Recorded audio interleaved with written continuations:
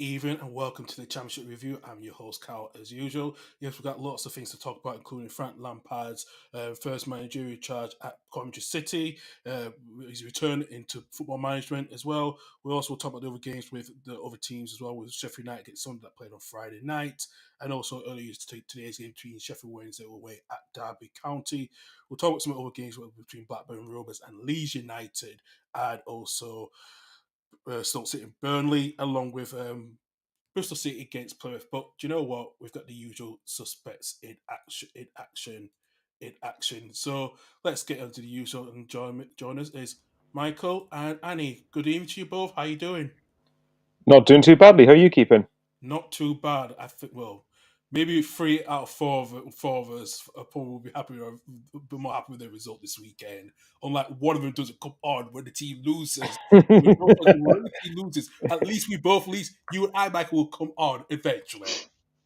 Yeah, I know. It's funny. Well, see, and maybe Annie hasn't been on really because his tash has been steadily growing, I know.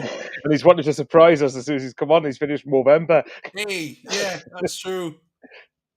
I don't know what you're implying there, Carl. To be honest, We know what you were implying. Don't lie. We know what we were implying. False allegations. I mean, Carl, to be fair, Andy didn't even enjoy his own win. He basically just represent Plymouth or wank. Yeah. He didn't even. Did not say that. I mean, did say that because we've got it on evidence. Annie, to be fair, away from home, you might not be wrong, but still, your team scored 4 goals. Enjoy it. I know. I know it's playing Plymouth, right? But still, you take the result. Oh yeah. I mean, I can't say anything. We lost to them. Yeah. I'll take a 4-0 win at home. To be honest. Fair enough. Do you know what? We got, as I said, 3 out of 4 of us. We do have a 4th member joining us tonight. And do you know what? We've finally got it on, especially that we were going to discuss about Cardiff. But do you know what? After the statement that's come out, we thought we'd let him to join us on the show and he can give his experience. Who better to join us? Cardiff. But please welcome Nathan. Nathan, how you doing? Drowning my sorrows, that's all I'll say. I know we got a draw against Cov at the weekend, which, considering their fan base, is always an achievement. But thanks for having me on, guys. Can't wait. So glad to be back. And yeah, what a statement that was tonight, wasn't it? Well, Nathan, if it makes you feel any better, it's a point more than what Sunderland or Leeds got this weekend. Yeah. Absolutely. And we need that this season as well. Well, that's actually true, yeah. Right, let's get down to some business and let's start off at Frank Lampard's first game as Coventry City manager. So Coventry drew 2-2 against Cardiff. Cardiff had a chance to win the game to a penalty, a handball later on in the game. Well, was it handball, Nathan? In my it's tricky, but in my eyes, I don't think it was. I think it was very, very, very harsh towards the end. And, well, you saw the reaction with Manasiopoulos getting booked. I think Jack Anick also got a booking as well. And there was one other who did. Obviously, the players crowded around the referee.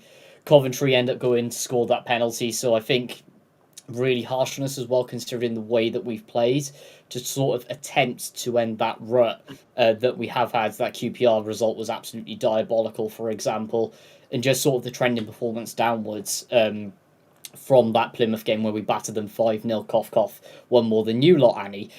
But aside from that, I do think there's a lot of positives to take from it. Considering we're still in this interim rut with just no communication. Everyone knows the story about it. It's been happening rinse and repeat for the last 10 years. But, I mean, even after the game as well, when we all thought everything was positive, we have fans arguing with Yaku Mete on Twitter, which I just think is absolutely astonishing.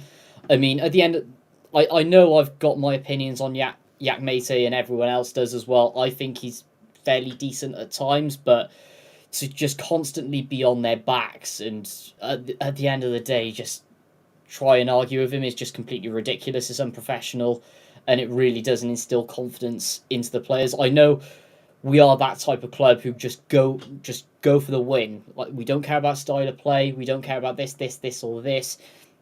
As long as everyone gives 100%, 110% and goes to the winner, we're at it. But when you're going at players like Mate and stuff who are trying their hardest and, just not delivering at times, and then just constantly being on their backs, even when they score a goal, is just completely ridiculous. I know I'm a hypocrite because of my opinions on Wilfred Kanga, who I genuinely think is one of the worst players in Championship history, but yeah. At the end of the day, I'm happy with a draw, but on the other end, not pretty. Not pretty as well, and this came out early on tonight as well, Nathan.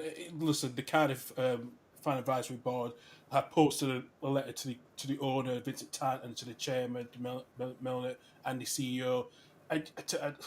This is serious about the lack of communication of the current situation at the football club.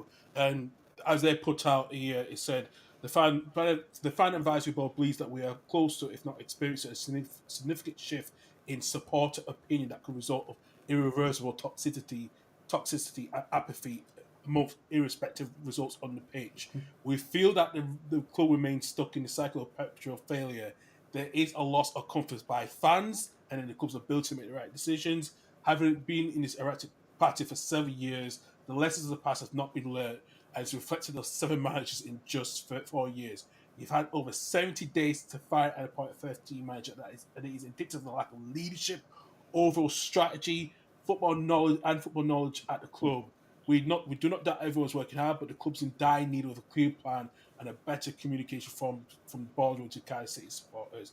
Therefore, we call for urgent communication to the fans on the current managerial situation and in the process involving hiring a clear, coherent, credible plan for the intermediate season and a long-term plan which outlines the club's plan to break the cycle of failure and progress on and off the pitch, and the commitment to complete transparency and honesty through communication to supporters.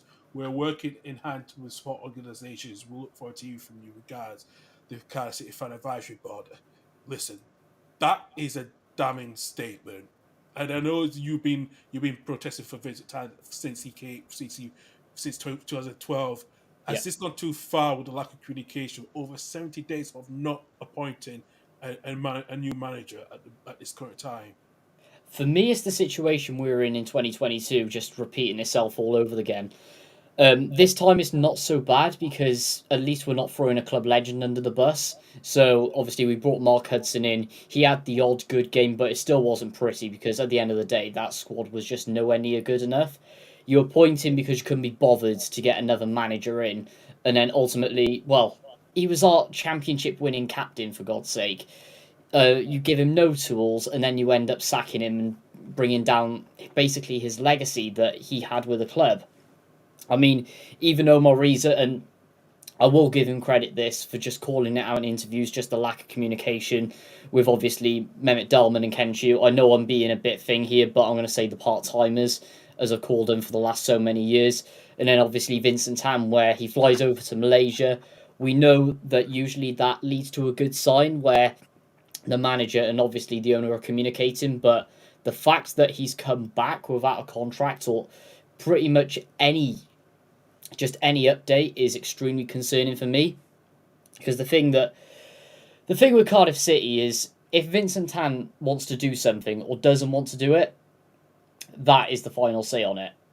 Because everything that Dalman and Chu have to do has to be signed off, because I know for a fact that Errol Bullitt, he was a Mehmet Dalman man. He pushed him all the way, and he obviously pushed him to get that extra deal in the summer. Now, Tan hates long-term deals. The fact he got that over the line was absolutely fantastic. So I don't know whether he's been put off by obviously how badly that Errol Bullitt did at the start of the season, which there's a lot of nuanced opinions that you can have with that. In my opinion, I did want him to get a bit more time because of some performances, but when you saw where he appeared that he lost the dressing room, he did have to sadly go in the end. But as far as I'm concerned now, there's just too much rinse and repeat. I've always been in the position ever since the Red and also no blue, no renew as well. I have been firmly in the Tan out brigade, and ultimately I'm just absolutely furious, to be honest. I'm a part of the Cardiff City Supporters Club, and they're usually very supportive of what the owners do, and well, they don't usually call stuff out. in relation to this as well. Everyone knows the situation that we've been in for this long and how bad things have been with the relationship with fans, just everything across the board. But when an open letter goes out like that by the supporters club, which by the way hasn't happened since the Red, you know things are about to get really serious. Haven't had a protest in about 2 years, but I'm worried that another one's going to come along. I will happily be there myself, but I'm sorry, this club is just getting ridiculously draining now, and yeah, I just don't know where we go from here. To be honest, it's gonna keep getting toxic across the pitch. I've had enough. I've been in the same boat since the dawn of time, and I'm just a broken record at this point. It's just know, an absolute. It's just a joke. absolutely, I know. Annie, can you have any point on this? I think Vincent Tan, I don't know if Nathan would agree with me, got very, very lucky with Neil Warnock. I agree. Like really lucky. And then ever since then, Cardiff have been in a position where Neil Harris was competent enough to get them into the playoffs, and then McCarthy had a really good half a season, didn't he? And then that got them close. So I think with McCarthy, sorry, just to jump in there, Annie, what I always tend to take from that term is the transition in that transfer window. He's given no money. He got taken away of all of Harris's assets, and then he just completely lost his head and just got delusional for me. Yeah, no, that's fair. But even before, I was talking about the season they actually got close to the playoffs. He had like Harry Wilson and Kiefer Moore, which is like Kiefer Moore's close to his team. Yeah, it was a bit of a cheat code, but yeah, ever since then it's been a complete mess, and as the statement says, and as Nathan has been saying, it's been a case of rinse and repeat. It's I think for once, Cardiff looked like they had a bit of stability with Errol Bullitt, and it like even if things weren't going so well, even if they had a bad run, always kind of felt like okay, they've still got the kind of foundations there to turn it around.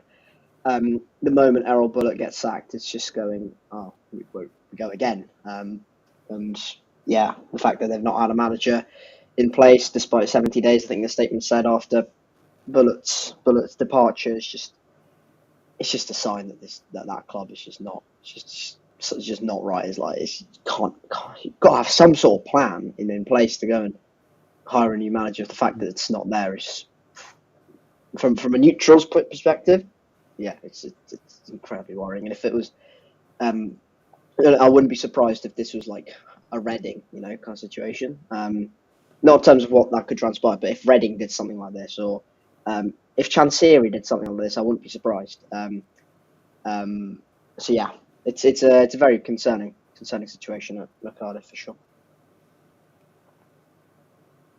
Yeah, very concerning. Michael, your take on this?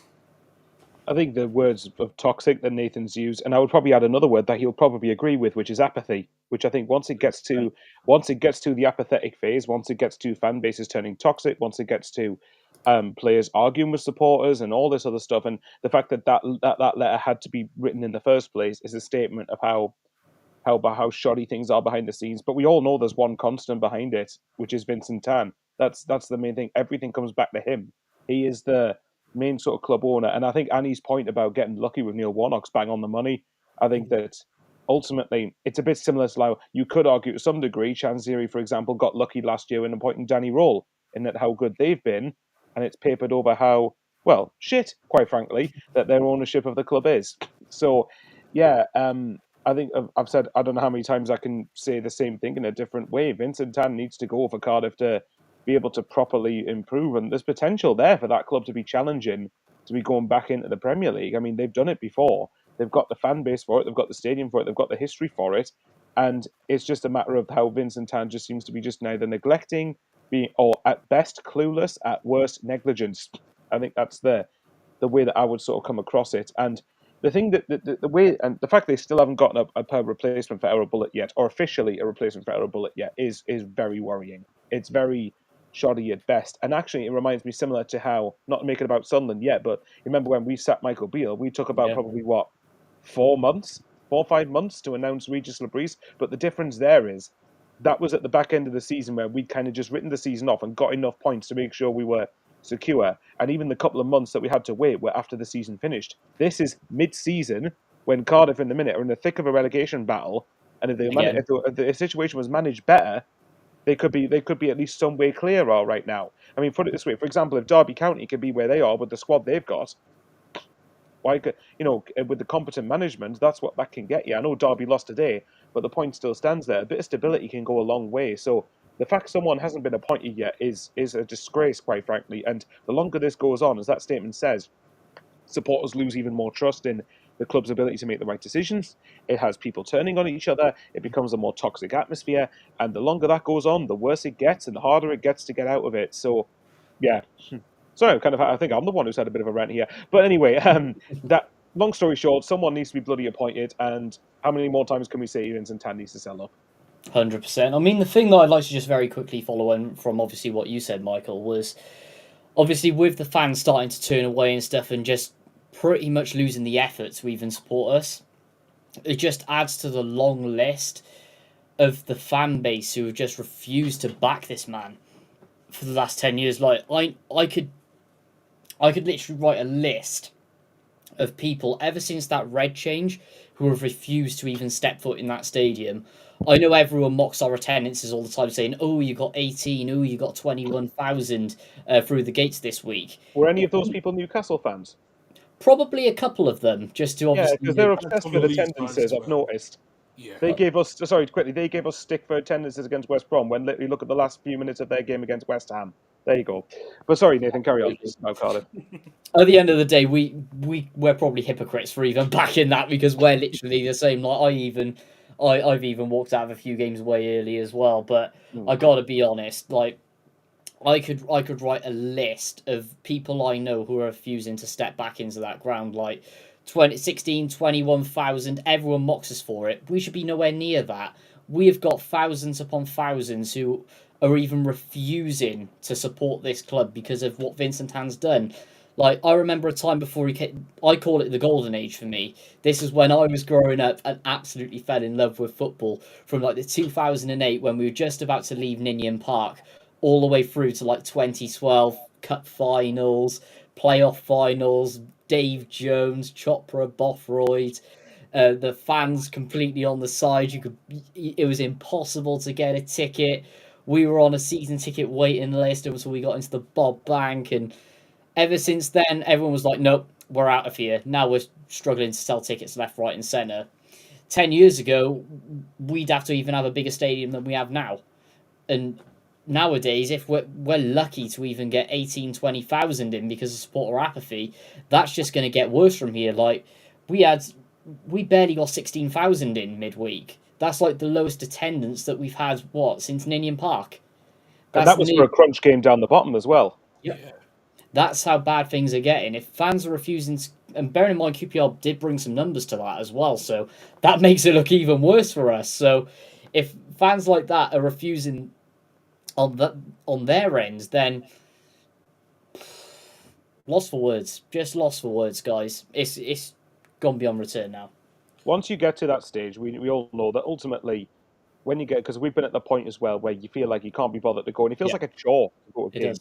One thing that football should never feel like for a majority of fans to go, when it starts to feel like a chore and you start to feel like there's no point in going, that's when you know things are hitting really rock bottom. And another part, and I know this is probably going to terrify Nathan thinking about this, but what if the worst happens and you get relegated? And then what ends up happening then? I don't necessarily think you will. I think you probably will have enough to get out of it, but it depends on obviously who you fucking appoint, to be totally honest. If we even do. Yeah, well, that's it though, isn't it? But like, ultimately, there's like I said, even with the people can mock for attendances and whatnot, but like, and I made a joke about Newcastle fans earlier, but like, there's a lot of people that mock attendances and don't realise how hard a lot of clubs down the pyramid actually have it. But in your case, with the apathy of supporters or supporters not turning up, there's ultimately the blame for that lies at one man's door. There's one person who's caused it. Absolutely. Where does Cardiff go for me, Nathan, especially if you got the January transfer window coming up not in less than 4 weeks' time, within 4 weeks' time? What is there going to be any investment in that squad, or do you think if they don't get a manager in by then, it's just going to be stale, more stale? So this is what really worries me. The reason that Errol Bullock wasn't given a contract early was because Tan doesn't like long-term contracts in case something goes wrong. He has a firing finger at the end of the day, and if he doesn't like something that's happening or he's concerned about something, he'll pull the plug. And ultimately, Mehmet Dalman and the supporters, which in my opinion, rightfully so, after the season, we needed stability after the last couple of years, wanted Bullet to get that 2-year contract. We forced his hand, which in my eyes was an absolute miracle, because that didn't work, and then he had to force to obviously pay out his contract. And apparently the way the sacking came about was he texted Ken Chu after the Leeds game saying, right, sack him in the morning, which is just absolutely... Any football club would think that's crazy, but for us, it's just a matter of normality.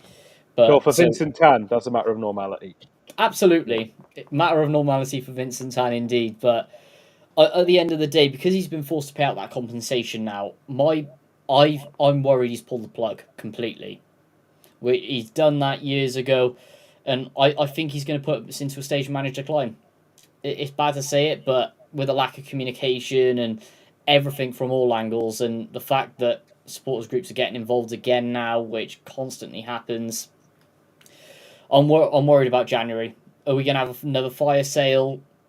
I mean, we were still in net transfer spending in the summer, so I think we earned about £2 million off the McGuinness deal, and then reinvest that through like Alex Robertson, etc., etc. But yeah, it's where do we go from here? Normally people ask who you'd get in a new manager, and people would slap your hand off for it, but I'm one of those guys who thinks, are we going to appoint one at the end of the day? Like, I know Steve Cooper wants the gig, but are they going to really want to appoint him, considering who his appointment is? Cough cough Beaker. I know we've been after Slaven Bilic. Will he want to go to a sinking ship? Omar Iza, I think I'm going to say he still deserves to get the job, even though from what I've seen, I really have my doubts now. I'm concerned, but what a shambles.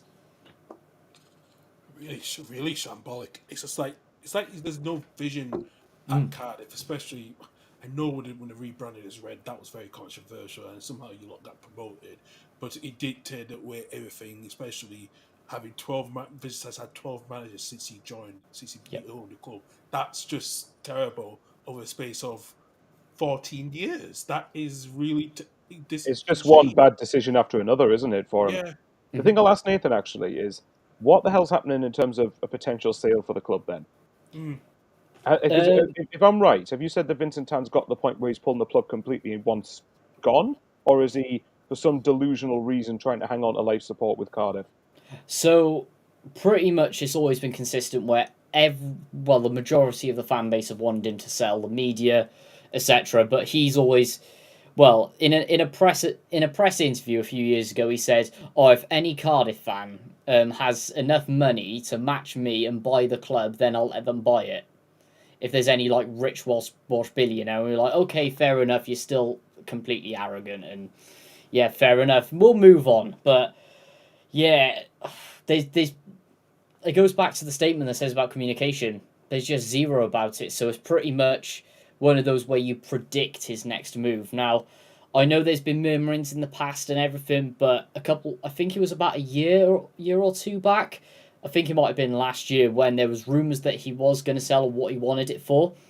There was a consortium that came in, because there has been offers made that they were going to spend 100 million on the club and then work their way over the next couple of years to clear the debt, because we're over 110 million pounds in debt as well, which is still an absolute disgrace, which which the media try and brush under the carpet, but it doesn't work because we're all aware of it. But Tan decided to turn down the offer and said, "Nope, I want 300 million up front because that's how much I've invested in the club. It'll clear the debt and I get a profit." Fair enough, but I can't see anyone who's going to spend that for the club, to be honest. Like Newcastle, they were only sold for around 100 million, maybe less. Man United were for a lot more than that, but they're one of the biggest clubs in the world. And I mean, what championship clubs sold for over 300 million? He needs to get back on planet Earth, honestly. It is, yeah. It's a good concern, especially with that, if he's not communicating, what he wants to do with the club, that just sounds like a Noah Berry again, just Yeah. asset strip with that. It just God, right. There's a lot to delve into. I know you will delve into that over the next one because you're going away from tomorrow, so you get away from all this crap anyway, which is Oh, I probably need good, to, mate. probably good enough at the start of December to just get away from this mess and just get away and not hear enough about Cardiff while you're abroad. So, yeah, thanks for your insight of that. We're gonna move on. Hopefully, you continue staying with us as well. Which game I'm gonna look at? Can I I'm just very gonna quickly look say, at while you're debating, looking, we're talking from a Coventry perspective. It's good that they finally.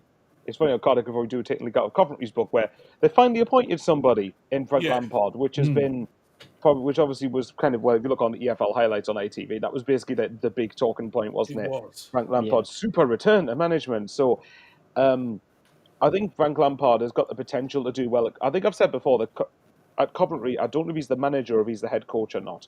If he's the head coach, then his coaching ability is going to be exposed massively if he's not focusing on recruitment. And to be honest, the Coventry side that he's got is a side that for me is capable of challenging the playoffs. It's a Yeah. side that should be challenging the playoffs. So we'll see how good he actually is. I know there's been debate about how the team he had at Derby and whatnot, about how they just scraped in the playoffs, but yeah, At I the think end of the day, with his Derby run, sorry to butt in there, yeah, I no, think it was mainly run by Liam Rossini. Obviously, having that partnership, and it was sort of his mastermind with yeah, Lampard's experience at Chelsea, etc., and Man City, and we know the story, and bringing in his loans and his contact book. But ever since then, it's been pretty scathing, you could say. It could be a fresh start here at Coventry, but if it is in that head coach role and he It has is a that head above coach him, role. then He's head coach is his title. is it okay? I thought it that's was. good.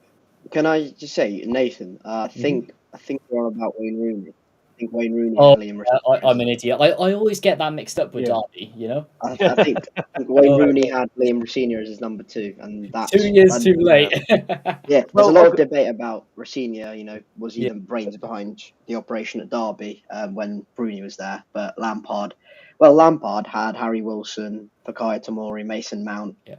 all in the Championship. Granted, they were not at their they were not Champions League level players then, or certainly top Premier League quality players. They were young, but still had a lot of quality. To be fair, for at Derby, he came up against probably one of the hardest Championship, kind of top end of the Championships we've seen in ages. Had Leeds with not Daniel Farke, had Leeds with Marcelo Bielsa. Chelsea, yeah. Norwich with Daniel Farke, Sheffield Aston United, Villa. Chris. Yeah, no, Norwich and Daniel Farke, Villa with Grealish, Tammy Smith, Abraham, yeah. El Ghazi, like just running the Championship and ripping it apart. And then you had Middlesbrough, who had Adama Traore and some other ridiculous players, and then it was us in 8th with Adam Webster, Lloyd Kelly, just other general Premier League quality players in the team. So it was a really you also difficult had that Championship. Swansea side as well. I'm pretty Yeah. that was under great Yeah. as well, wasn't it? That was part of. So the fact that he actually got into the top well. 6. Yeah, got into the top 6, beat Leeds despite losing the first leg, and then ultimately missing out in the playoff final against Villa. Bit of a bad, wrong place, wrong time, really for Lampard. Chelsea was indifferent. Everton was a disaster. Chelsea second time was a hot mess. But I think it's all right. I think it's an all right appointment for Coventry if he can get the players, a lot of quality in there. If you can get that kind of ticking and moving in the right direction, I think it's a decent appointment for. It's got potential to be, hasn't it? So I'll It quickly say, has. I think his first season at Chelsea, I thought was good. It was under a transfer embargo and didn't have any money to spend whatsoever. I know that obviously Chelsea's Chelsea, but there was still a bit of instability at the time for what Chelsea are, and got them into the Champions League. The start of his second season at Chelsea, I'll agree, that was a bit of disappointment. I disagree completely with Everton being a disaster because Everton have been under a lot of strain, a lot of instability behind the scenes in recent years, and I think Lampard's managed to keep them up. And I know obviously Dyche is probably a better fit for that, but Dyche has kept them up, but obviously hasn't done anything particularly great. So I think for Coventry, maybe it's the fact maybe Lampard might be fresh. He might be fresh from 18 months since he 18 was months, last in the yeah, job. which is probably a good Yeah. breakaway. Yeah. No, exactly. It's a good time to sort of get away and reflect. So for Coventry, it's got potential to work. But well, the comparison, we'll then talk about Wayne Rooney. I'll link them together. The one thing that is good for Lampard at Coventry, and not to the same extent as Rooney at Plymouth, is that they both need their appointments to work, don't they? In order for them to have a long-lasting sort of career in the game and not be forgotten about or remembered for the wrong reasons. Yeah, no, yeah, totally agree. I think to get that good point yesterday against Cardiff was, was actually he's got a lot of work he's got work Yeah. to do, but I think Being if behind twice, it was good to get something. it was very much indeed, Right, let's just see what other games we can look into. Do you know what? I'm going to start one of the top table teams that's really doing quite well, and I have to give credit to Middlesbrough to win that 1-3-1 against Hull City, and managers Hull City yesterday. We all knew that Tim Volta was going to get the sack at some point early in the week, but did everyone, with the owner who came out the day of the game against Sheffield Wednesday during the midweek, he said Tim Volta was not going to be sacked, and then you lose 2-0, and then you get sacked the next day. Why would you take, and I know there's been a lot of frustration with the Hull fans because there's been issues with the Hull fans and Tim Volta at the time, when he was not up in the run of form, and he invited some of the fans to come to the training session to watch them, which didn't do any difference at all. But as I said, is this now like, I don't know what you can say, guys. Look at Lee Rosini; he's doing well in Strasbourg. He's in ninth place in Ligue 1, and you're thinking he would still be in charge. The Hull would not be in the situation if he was still there. If you saw Mason Burstow's interview after the game against Middlesbrough, he kind of said he said something along the lines of, "It's the first time in my career where I found myself in a situation I couldn't talk to the manager," or something like that. Yeah, That's pretty damning of the situation. Mason Burstow said that, and he had Michael Beale as his manager for 2 months. I know. Goodness me, Walter must be bad then. It's pretty bad. Look, Volta has some. It's funny because Volta has some pretty decent reputation in Germany with Hamburg, despite not getting them promoted. Even though they're probably the biggest club in the German second division. They are, yeah. They only one of the few, along with SC Cloyne as well. So yeah, and average about like 45,000 a week. Anyway, he has some pretty decent records, or some pretty good reputation. So you come in, and we expected it to take a bit of time, and that was natural. Any manager would have taken time in that whole situation because there was so much turnover, there was so much kind of loss in quality. So many players came in, a lot of players, and this new Hull City kind of model does that now. They brought in a lot of players from abroad, so that's going to take extra time to kind of adapt to English football and particularly the Championship as well. So I think it was always going to take a lot of time for this to get going, but you could see, like, they played us on opening day, and you could just sense, like, they do not know what the hell they are doing on the ball. They look so out of sorts in possession. If you remember from before the season, Volta kind of said, I play this heart attack football. I think it was more of a heart attack for Hull fans watching it, to be honest, because it was an absolute mess to watch. They had no clue what they were doing. Players were playing out of position. There was a constant kind of fuss about Abu Kamara, who ripped up League One last season, playing on the right and cutting in on his left foot, playing on the left and just clearly not working. Refused to play him on the right, whilst having some of his other best wingers. He was a bit unlucky. Miller and Bellumi both got ACL injuries, and that's just a complete, rotten luck for Hull. And Zambrano, who actually looked all right in his games, then became unavailable because of his own reasons. So just a complete car crash of a start for Hull. I still think if you look at that squad, there is still a lot of quality in that squad, and there's some expensive players who have failed to turn up so far this season. There's a lot of quality in there that failed to turn up this season, and I think with the right appointment, and that's got to be the right appointment. I emphasise that a lot, not just any appointment. I was saying that yesterday as well. It has to be the right appointment, and we said in the group chat, if it's going to be someone like Matt Robbins or even Steve Cooper, it has to be the right decision. Especially, has to you be. can't go abroad to get another manager at this course of the season. You can't do that. Not in the situation Hull find themselves in. They're in the bottom three. They're missing a lot of their key players, as I mentioned, Bellumi, Miller, ACL injuries, and stuff like that. Just a bit of a hot mess. And Hull, they've got to find the right manager. They certainly do. But Michael, good win for Middlesbrough. They've been on really good goal scoring form.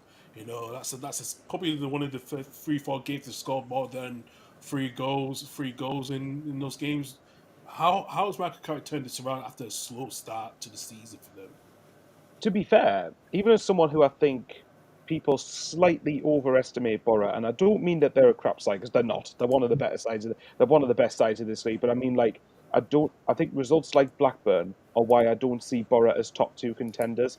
I definitely see Borough as a top six candidate, though, and I would think they should finish in the top six. Simple answer is I don't think much has changed. I think a lot of what Borough were doing was that they were just dominating a lot of games. That again, it's a joke I mention XG hipsters and stats and stuff, but like if you actually look at their XG, particularly offensively, I think that they're guilty of missing the most chances, along with possibly Leeds in the Yeah. division. So I think it's a matter that they're just starting to create better. I think they're just starting to take their chances. I do have slight reservations in the sense that when you look at the teams they've scored multiple goals against, like QPR struggling. Although they did get a decent point yesterday, actually, to be fair to them. But QPR have been struggling this season. Luton, for what we expected of them, definitely struggling. What was the other one? Oxford, starting to find out the Championship's quite difficult for them. And then obviously you've got Hull. But to be fair, as I keep on saying, you've got to play what's in front of you. And it's evidence that from this result from the outset that Middlesbrough were just going to have superior quality. Finazaz scores a beautiful goal for the first one. And then it was a brace from Tommy Conway, I believe, wasn't it? So, when you actually look at some of the options that Borough have got, I know I'm going to contradict myself here, but some of the options Borough have got are, again, what is it, like Finazaz, Conway, Latty Lat, just to name three of them off the top of my head. But they're like the main trio that are really starting to link and starting to click together now. I tell you what, though, their next two games are massive for them. They've got, I think it's Burnley and Leeds away in their next two. So that's going to be a big test for them to see where they actually are at. So either way, it's a great win for Borough. It is kind of laughable that Mason Burstow scored against them because I think he was one of the worst strikers I've ever seen because he was at Sunderland on loan last season. But nevertheless, Borough won the game. They took advantage of Sunderland losing, took advantage of Leeds losing. So it's good for them to try and at least keep their place in the top six. But no, to answer your question in a roundabout way, I don't think Michael Carrick's changed all that much. I think it's just that Borough are starting to take their chances more. Absolutely, indeed. They have taken their chances a lot more as well. Do you know what? Looking into one of the games, I have to go to. Sorry, Go on. Nicole. Worthy mention to Finazaz, who is ridiculous. Yeah. Mad to think we were close to signing him last January.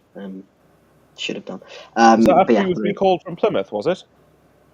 Yeah, it was us and Borough. We both agreed a fee, and then he decided to go to Middlesbrough, which is fair enough. But yeah, there's a really top player in him. Conway, Latte Lath, McGree, Payne Hackney as well. Yeah. Really, really good call. And this kind of recent run has been without Senny Dieng in goal as well, because Sol Bryn has come in because he's been I think Senny Dieng's been injured or suspended or something like that. So to do it without the number one goalkeeper, and just even more impressive in Borough, they're hot favourites, I think, to get into one of those playoff positions, in my opinion. You'd be surprised if they didn't at this point. Yeah, True. I agree Very as true. well. You agree? And Nathan, do you think Hull can stay up this season if they get the right man? If not, do you see them going back down to League One in next season? The thing that I find with Hull is they've had these really ambitious Turkish owners come in, but I think they're a little bit too ambitious. I mean, because they didn't get into the playoffs with Rossini last year with the amount of spending they did, etc., etc., I do think that they may have, they did pull the plug too early on them. But I think that's just them being like, oh, they didn't get into the automatics, they didn't get into playoffs, it's a complete disaster, he's underachieved with this squad. But no, that was all on Rossini's building. At the end of the day, you were only in, League One during COVID? Yeah. That's a really quick turnaround to try and get in the Premier League. At the end of the day, you're not Ipswich, where you spent years building on sort of these free transfers, which could just about suit it in the Premier League, but losing half of your squad as well in between and expected just miracles, sacking him and then getting Volta in, who was pretty much expected to do an impossible job doing exactly the same when you're in a rebuilding season. I think it's just ungrateful. As far as I'm concerned, if they can get a firefighter in until the end of the season, as I like to call them, then they'll be all right and then rebuild from there, especially with the injuries that they've got as well. But either way, the ownership have to be sensible. I know Hull fans won't trust that because of what they used to have within obviously the 2010s under the Allams, but if they can trust their owners to make the right decisions till the end of the season and then go from there, then I think they'll just be fine. Well, we'll see. We'll see indeed if they do stay up, because they are still in the bottom three at the moment. Right, going on to the Kassam Stadium. Oxford getting a late equaliser in the 1-1 draw against Mirror. Japek to Tanga scored in the 45th minute, but what a goal from Tyler Goodram in the 85th minute. And Michael, again, that was another point needed for Oxford, especially when they run in form.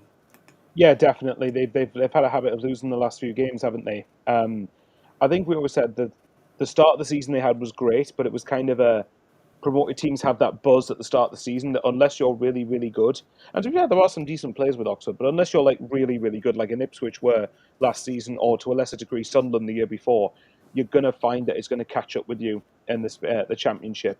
And I think Oxford were kind of starting to level out with the results. But no doubt yesterday against a Millwall side that's not a bad team either. That was a decent point gained at the end, and yeah, the strike from Goodrim. No, it's Goodrim. I think I've said that right. Yeah, That was a like flying right into the top right corner.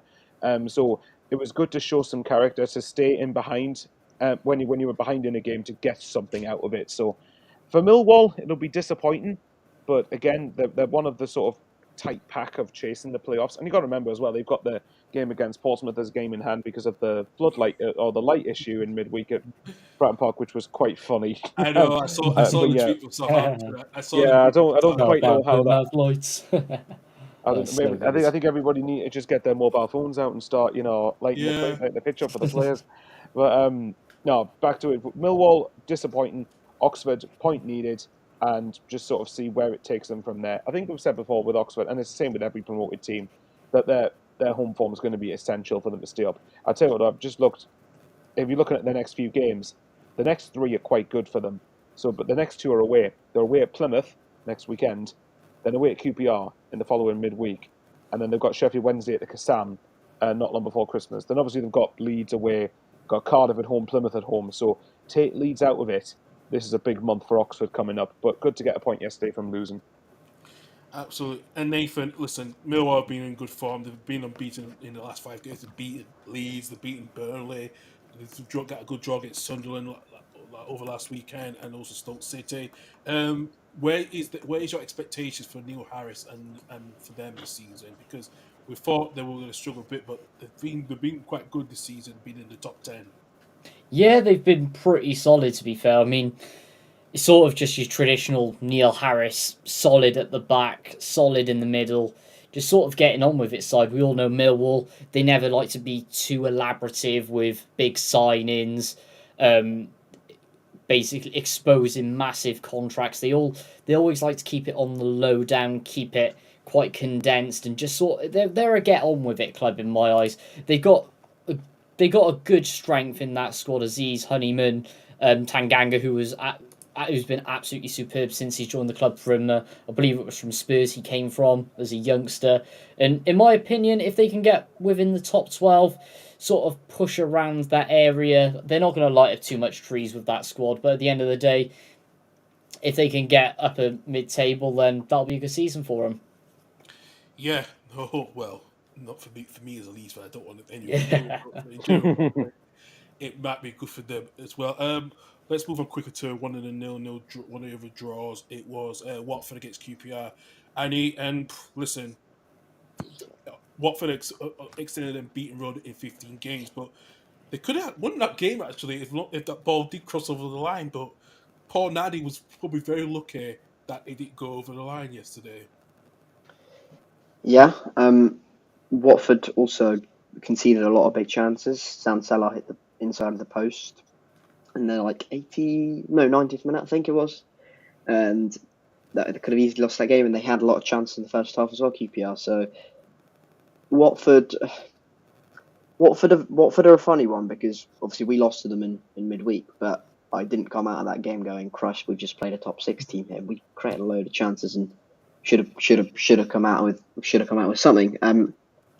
They're a really funny team because they just need moments. They've got moments players. Chakmadata, Ebosele, Bar. They've got Bayo.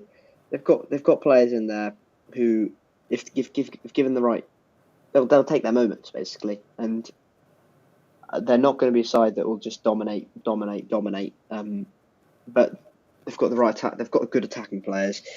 It's another point for QPR after a really solid away win at Cardiff, and their second away win of the season.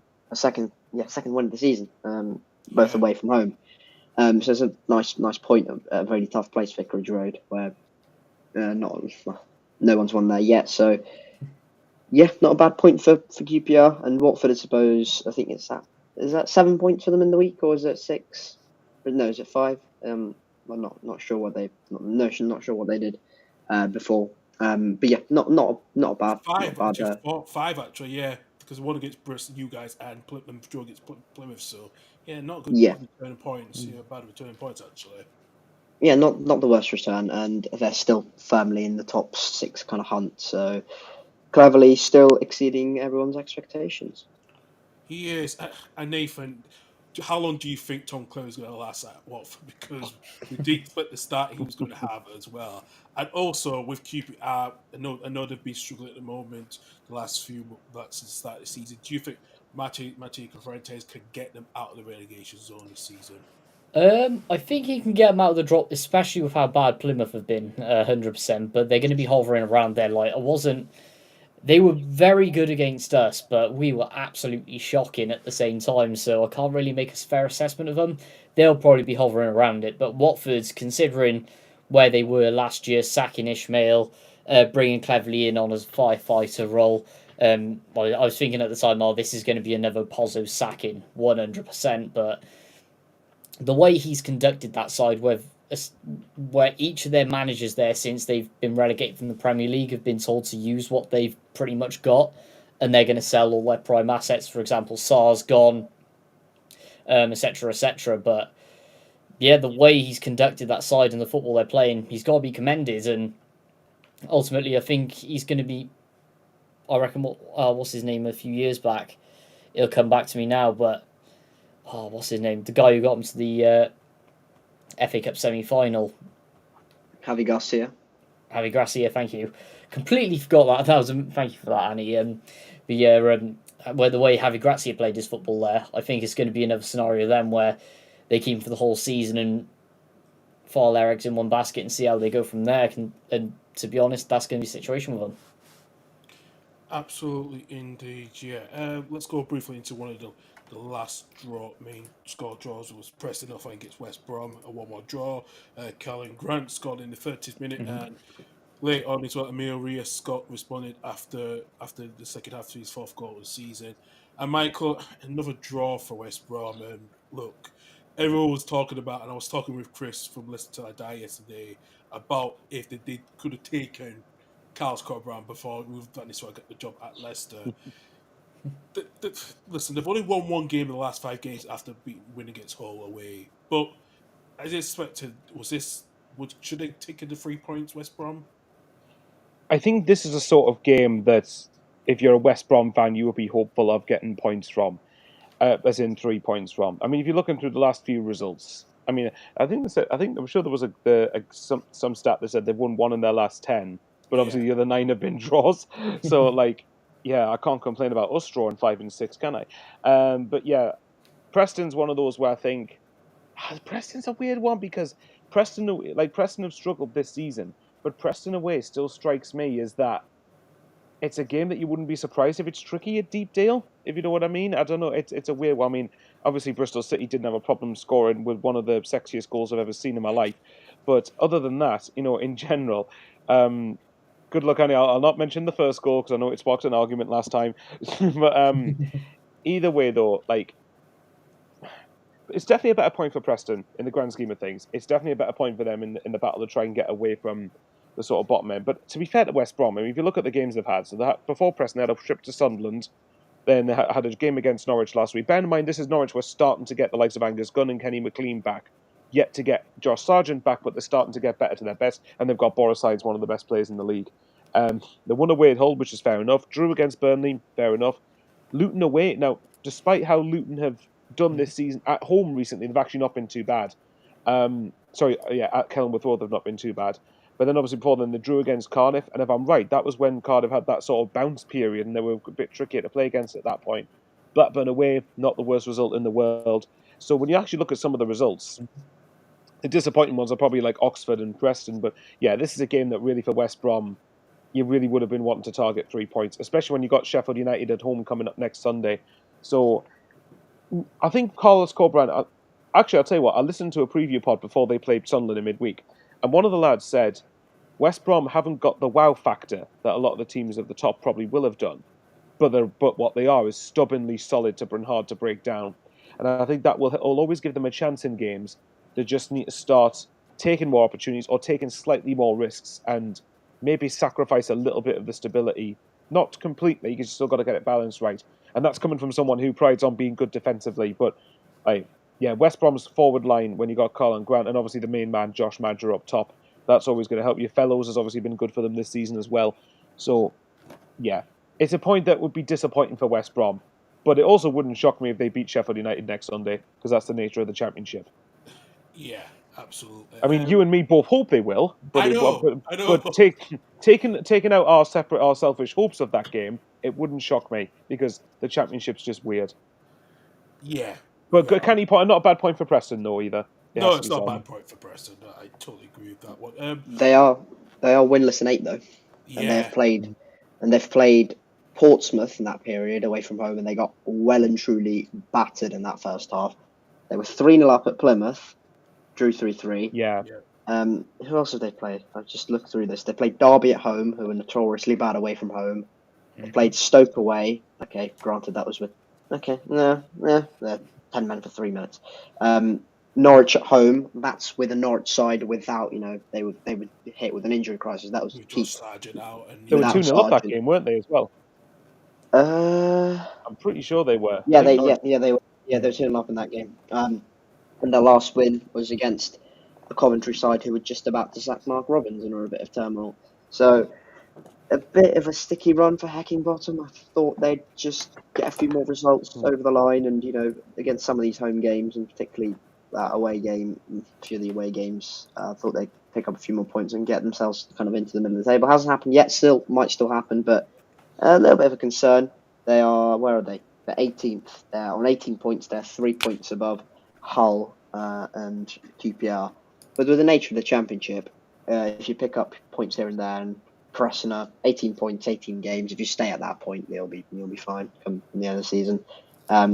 Teams are at the bottom for a reason. They don't pick up many points. So if you pick up 3 points every 3 games, you're fine. You're laughing really in terms of relegation battle. To be fair as well, just to quickly add to it, Sheffield Wednesday, Cardiff, Leeds, QPR, Hull, Sheff Wed again, Oxford. That's West Bromway, sorry, and on a New Year's Day, and then the weekend afterwards you've got Oxford. So that's a pretty again. Say this for quite a few teams, but Leeds probably the exception to that. But there's a lot of critical games in there for Preston. I think again it comes down to Heckingbottom's. Again, I've said this before, transitioning from a team that's so drilled in the Ryan Lowe style of playing, and he wants to try and get them playing a different way, and that's going to take time. But I do still back him to get enough results to keep Preston up. I think there will be worse teams than them. And then obviously try and go again next year. Yeah. Well, yeah, especially they did quite all right the first half of last season, but they just dropped off from the second half of last season completely with that. But hopefully, Higgbottom's going to try to change the play style, which is what some Preston fans do need to try to want to be competing in the top 12 for next season if they miss out. Going into let's go to Swansea.com stage. Swansea drew 2-2 against Portsmouth. listen, I have to go with Nathan. Nathan, listen, Swansea, they got their takeover. They had their own situation with their previous ownership. Their takeover, they got through, was through and dusted. I know you hate this so much, and I know you're not of the best friends, some best friends, but um, like I said, it's just been a bit of a change now, a bit of freedom for them to play this bloody. The way they played against Leeds, us against over last weekend, it was a bit like gung ho. And there been two more gung ho, would be more open at the back. It's always plagued them because at the end of the day, with, as I like to say, them lot down west, Yeah, they identify by this style of play, and their fans will absolutely go mental if they have to turn away from it. Like, the thing that drives me mental, and I know it's not all Swansea fans, and I do know a fair few of them who really like the guy, but a lot of their fan base, and I will say a lot, didn't like Steve Cooper, even though he got him into the playoffs and early in the Premier League because his style of play was terrible, and didn't identify with the extreme hipster, passy, Swansea way in quotation mark style of football, which I think is absolutely revolting and cringeworthy at the same time. They tried to implement it against Portsmouth, and I know they did well against you guys, which they nearly got over the line with as well, to be fair to him, because Luke Williams does implement it fairly decently. Cheers for reminding they me. do it well, but yeah. But at the end of the day, they were ridiculously exposed at the back. They always will. Josh Murphy, I mean, he's fit his price tag of £11 million when we signed him. He's done more for Portsmouth to bat Swansea than he did for us, so I'll take that as a positive. But yeah, at the end of the day, I'll always say the same thing with them. They got to move away from that sort of style of play a little bit. They need to learn when to go direct, and their fans just need to accept it because it's just completely ridiculous in my eyes. Portsmouth, if they can grind out more results like this, then that's absolutely fantastic for them, considering the situation they're in as well. I know they've got games in hand, etc., but yeah, I haven't been too impressed with them as of it. But if they can grind out results, then they'll be in with a fight of staying up this season.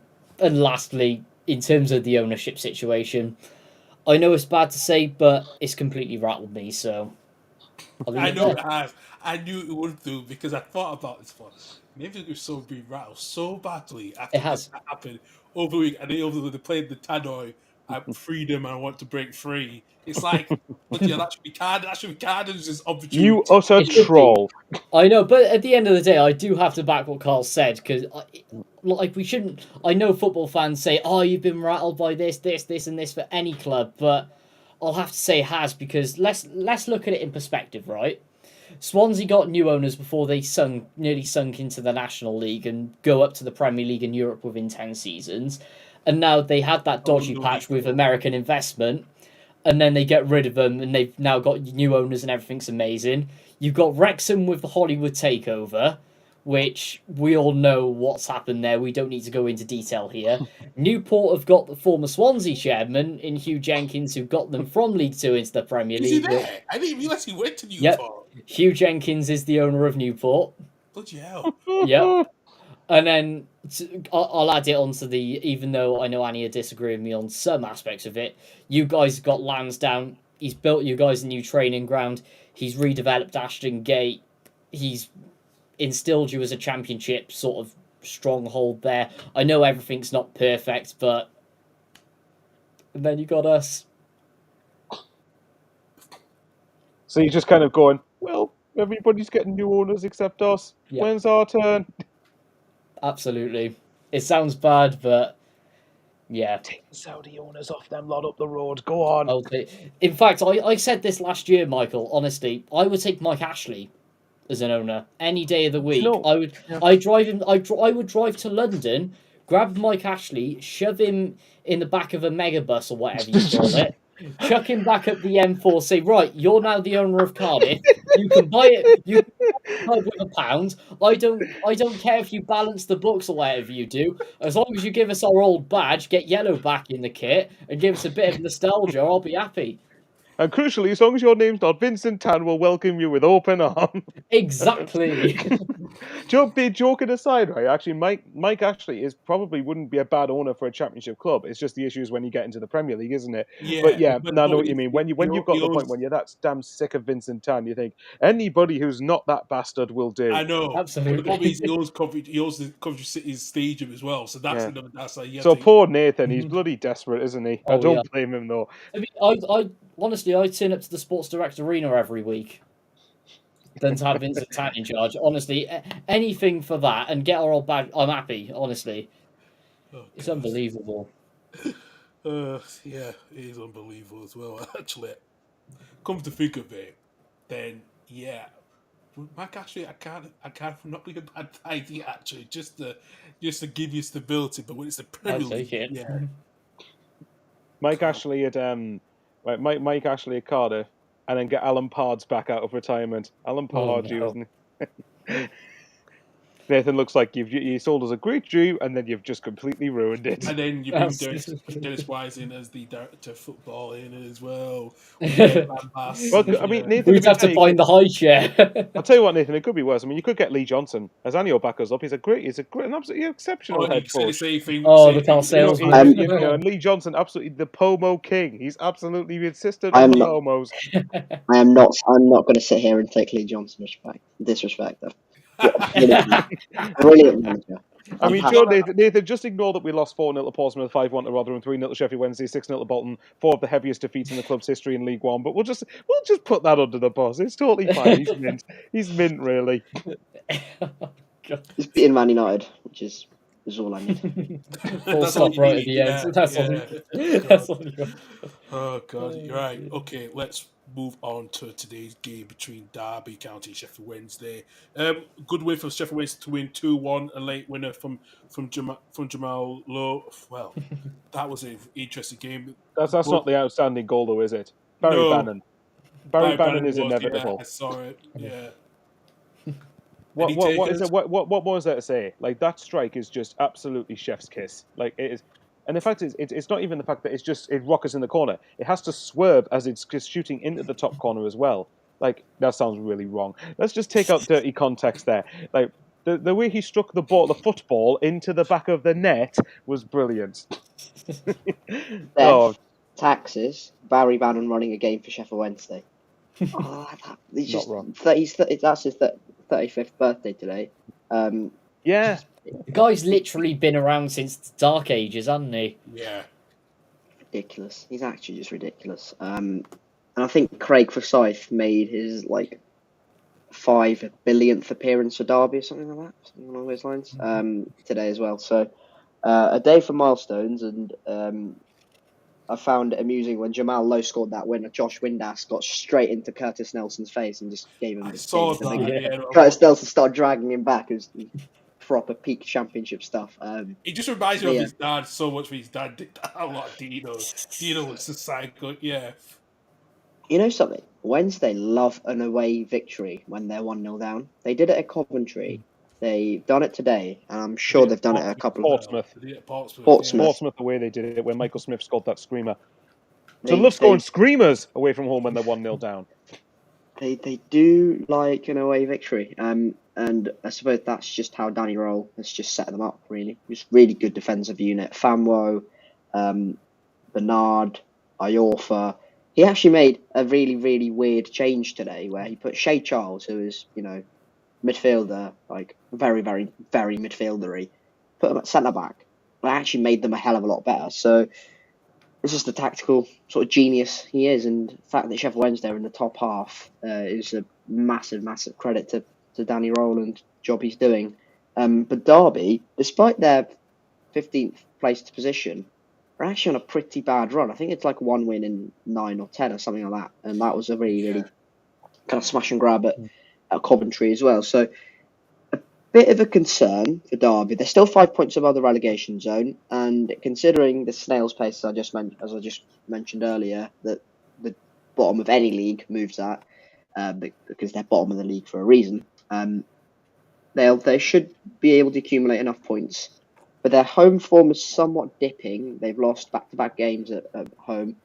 In fairness, both games against Swansea and against Wednesday today, they were the better side. They created loads of chances. Jerry ate at the bar today, and they had an XG of about like 3.5 against Swansea and should have scored more goals. And had a penalty shot. And I had a penalty shot today, which should have been given as well. But yeah, really frustrating. Hopefully for them, they can turn around what's been a bad run for them. Yeah, no, well, like I said, Sheffield Wednesday always good in the away form, and especially this is Derby County's second home loss of the season after the last game home loss was against Norwich, was in the controversial time up that controversial goal early on. But yeah, but like I say, good win for Sheffield Wednesday. But Derby are down in the mid-table in 15th place. Going on to Norwich City against Luton Town. Norwich winning 4-2. Both goals, two goals from and Ante Akrania, who's joined early in the summer. Also, the other goals from Boy Science as well, and Macondes as well. But Nathan, what's going on with Luton? Look, did you expect after they get relegated from the Premier League that they were going to be one of the top teams that was going to be vying for promotion? And we're not seeing this at this moment for Rob Edwards, especially his rumor of his time was up for consideration, but until they beat Hull, but they lost the last two games against us and also yesterday against Norwich.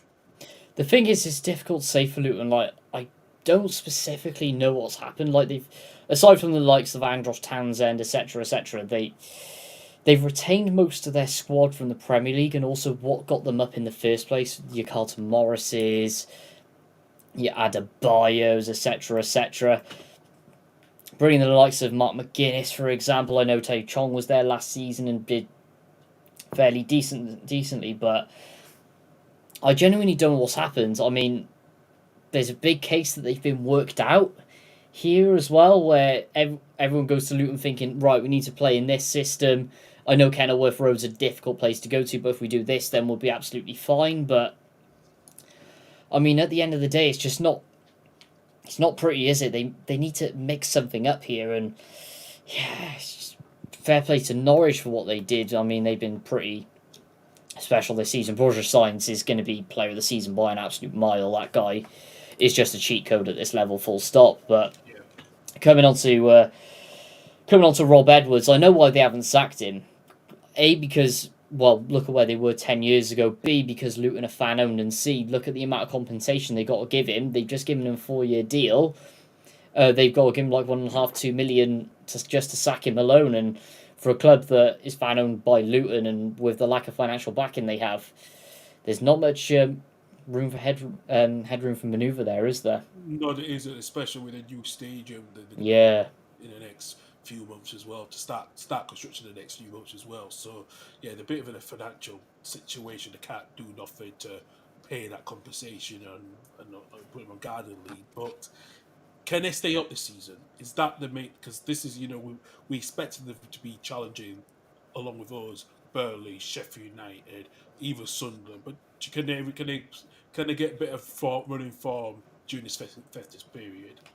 They could probably go for it. Maybe, you never know. There might be that bit of magic like we always see in the Championship where something just clicks and they kick on, or they maybe have sort of a bright spark in January. But at the end of the day, considering that they can't pay the compensation to Rob Edwards, there's not going to be much spending there either. So, as far as I'm concerned, if they can firefight till the end of the season and just about stay up, then regroup, then that'll be all right. Yeah, absolutely as well. Anyone else want to have a say before we move on to the last probably three games we've got left? Yeah, no, 4 games left I got to discuss. Go on, Annie, I go think, for it. I think if you had I had a watch of his post-match kind of talk, Rob Edwards, and he, for the first time, I saw him, instead of taking blame on himself, which is what he did at Borough away when they lost 5-1 and got absolutely spanked. And this time he actually just went, right, that's not my fault. If you look at all of Luton's 4 goals, the first one, all of them, the players are not doing their jobs correctly, and it's just complete individual mistakes and individual errors that's cost Luton yesterday, and they scored 2 decent goals.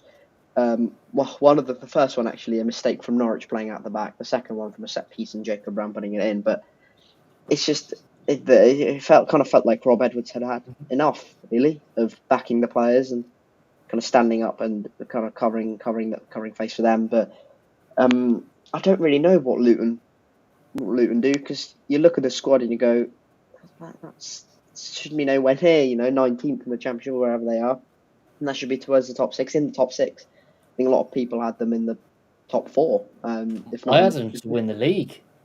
Yeah, It's even exactly. If worse. not in the top two, like they just massively underperforming. But you kind of look. This is not. It's funny because this is not a Burnley, and this is no disrespect to Luton. There's not a Burnley or a Leeds or a Sheffield United where they've had periods of success and periods of being up there, either in the top of the Championship or actually in the Premier League recently. Luton have had one good season, one season in the Premier League, but have generally over recent times been kind of either Championship, bottom end, middle, or top of League One.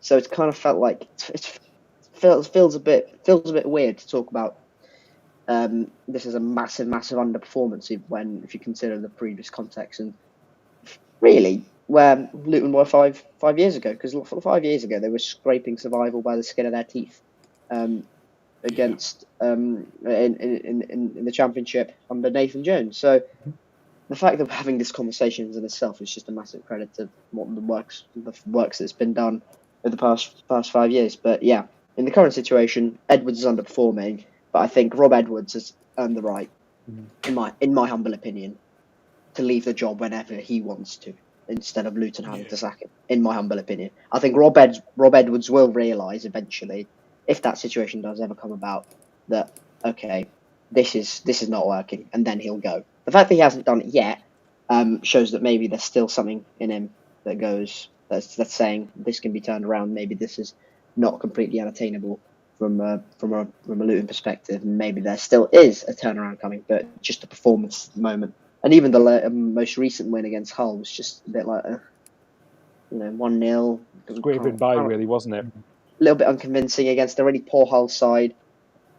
Just a bit meh. So yeah, they need to click into gear eventually, because there's too much quality, in my opinion, not to. Yeah, no, I agree as well. Time's going to tell during this Christmas and New Year period, things need to click in. And like you said, if Edwards walk, probably in his terms, maybe, but he doesn't want to do that, because I think the club, like I said, he owes a lot to Luton, especially they did not expect to get to the Premier League last season. It was unexpected the way they got to the playoff final and play against a Coventry side that a couple of years ago, the both was in League Two. Yeah. So it just shows a massive difference, the amount of years of so much over years have they come. Those clubs have come a long way. So and Luton tried their best to stay up last season in the Premier League. So you know what, I think we've got to get at least he started blaming on the players than himself as of yesterday, because he needed to. I think that it was not helping him or the players if he's taking the blame off the players, and the players have not responded into getting the results. So I think he's done the right thing to actually put the blame on the players, and hopefully it gets a response in the next few games coming up. Well, that's the hope, isn't it? But Luton definitely need to be getting out of the situation, because I do agree with Andy. I think the squad is a squad, whatever you made of it. I mean, I've put them in the playoffs at the start of the season, and this squad shouldn't be. I've said this before. It shouldn't be where it is for me, but it's just a matter of. I agree with Andy that I think that Rob Edwards should get the opportunity to walk to. If he leaves the job, it's on his terms rather than the club's. Yeah, than the club. But whether he gets that, I'm not sure, because it depends if Luton fans are willing to tolerate potential back-to-back relegations. Do I think they get relegated? No, I think they have enough to get out of it. But yeah, I can't imagine Luton fans would be overjoyed with the prospect of being in League One. I think ultimately it comes down to the club is. You could say the club's not underperforming, but the squad is. I think that's probably the best way to sort of sum it up. But to be fair to them, Leeds away is one of the toughest games. It's probably arguably the toughest game in the Championship. It was. And then Norwich away when they're getting their players back, and they're the top scorers, I think. So yeah, I get the impression, and I can't believe I'm saying this about Luton, but I think it's more the home games where they're going to be judged on in terms of results, of whether they can stay the course and whether Rob Edwards can stay the course or not. 100%. 100%. Moving on to the last few penalty games. Let's go to Bet365 Stadium when Stoke lost to Burnley 2-0. Jerry Riga scored in the 53rd minute and also a penalty from Josh Brownhill. Listen, Michael, this was actually a different game for both our teams to see that result for Burnley, for them to go above us. Well, they were already above us, so for us that didn't really matter too much.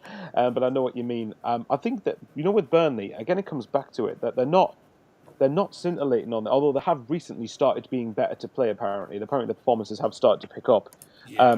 They're not gonna be the top scorers in the league by any means, but what they are is the foundation is built on being so bloody good at the back. And I think that having only lost twice this season, which was away at Sunderland and away at Millwall, both of those were goals 1-0 losses. So they weren't conceding loads and loads of chances. Obviously, there will come a point where they don't keep clean sheets and that they will have to potentially outscore teams again. And I could be wrong here, but I don't think they've conceded more than one goal in a game in the Championship yet this season. I think No, it's they all haven't. been, yeah. Well, considering they've only conceded 6 all season, it's not so much of a surprise. But when you've got that foundation, it's so important to build on that. And yeah, I mean, look, we've said what about Scott Parker, but I hope maybe he's finally listened that actually the players he's got should start to be playing and dictating against a lot of teams. As annoying as it was for both our teams yesterday, that they ended up winning it. Stoke had a pretty decent chance in the first half through Tom Cannon, and ultimately, from all accounts, it looks like they matched Burnley within the first half, or at least they obviously kept them at arm's length in the first half. But Burnley, once Burnley find a way to break a team down, then it is incredibly difficult to equalise against them and to let alone to try and find a winner. So, no, Stoke, this game won't define their season. For Burnley, massive, massive 3 points for them, especially in light of, well, obviously your result yesterday, and obviously, yes, Sheffield United won, but Sunderland losing on Friday. So Burnley up into second. Certainly are indeed. Nathan, I know there's been a lot of talk from some Burnley fans but being told by the opposition about the Mhm. Parker Ball situation when they've been won by Bournemouth and Fulham fans. Is it can he if he's gonna have to change the conversation? Do they need to perform better by being a bit more prolific up front? I think they do, but I think the Parker Ball system really sort of it has a detrimental effect on it. Like I remember when we played Bournemouth a couple of years back, especially not Bournemouth, sorry, Fulham, when we both got relegated from the Premier League. They just obviously they had Scott Parker in interim for the end of that season, then signed him permanently in the summer. We were really sort of like for like teams at the time. It was at the start of that season before we had that shocking run under Warnock. Just the way that side played, they got the early goal and then they just parked the bus, and it's just boring and terrible to watch. And if you're a strong counter-attacking side, you'll have them under the cosh any day of the week. And the thing is with Parker, we've always known he is quite a stubborn individual, so he's going to refuse to switch it up here, there, and everywhere. And ultimately, unless he does under Burnley, which is highly unlikely, that he's not going to be successful there. And unless they play against a side that really suffers against a team that holds possession well, then they are going to struggle this season. Yeah, absolutely. Annie, for Stoke, another defeat for them in the last couple of games. We thought, where can they go from this festive period as well for them, because they had like Mike said, they had a very good first half, but second half there was just the performance was not what it was in the second half was not where it was in the first half. Yeah, I think Nastas Palac kind of mentioned it was more about Burnley being clinical than Stoke weren't, which is odd considering Stoke have got a couple of really good forward players, and Tom Cannon in particular has been red hot form. But I'm looking at Stoke's upcoming fixtures, and Sunderland away is difficult, Luton away is difficult, Cardiff at home. No disrespect, Nathan, but Cardiff are down there. Are they looking at 3 points out? Hillsborough, interesting. Leeds, Sunderland, Burnley again on the bounce. Really difficult fixtures coming up for Stoke, and they're kind of there. They're kind of there. You just in the middle, 14th. I'm sure they'll find a way to get themselves into 17th come May, like they normally do. So yeah, I don't know with Stoke. I think it's a transitional period, but I'm not really getting an impression from social media anyway of what Stoke are trying to do in terms of style of play and what really difference how different it is from Steven Schumacher and his style of play he was trying to implement. But I don't know. It could change in the short term, the short to medium term. But at the moment, I'm just kind of trepidatious on Stoke, not really sure what's going on. Yeah, no, it's a question for them because I know they're trying to build a new training ground, and so the transition period it started already for them. So for them, it just needs to know what the club wants to be in the next medium and long term going forward. That is going to be a question for the coach and for the club as well. Listen, Andy, we're going to save your Bristol City till last. We're going to have to. Listen. Listen. It's better for you if we finish off on the high than finish off on the low. Okay? Only because we won. Only because this is disappointing. I don't care. But Michael, I'm going to leave your game before I go through Leeds. I think that's fair because I think you need to let some steam off before I do. So Oh God, where do you start with this one? Right, okay then. First things first. Our last 3 games we've had Millwall away, West Brom at home, Sheffield United away. They are 3 pretty tricky fixtures, and I think that ultimately the draws in our recent run that make this result look a bit worse. And the performance we actually played. I don't know if any of you watched the game on Friday. First I half in did. particular, we battered them. Maybe battered them as a bit strong, but we were definitely the better of the 2 teams.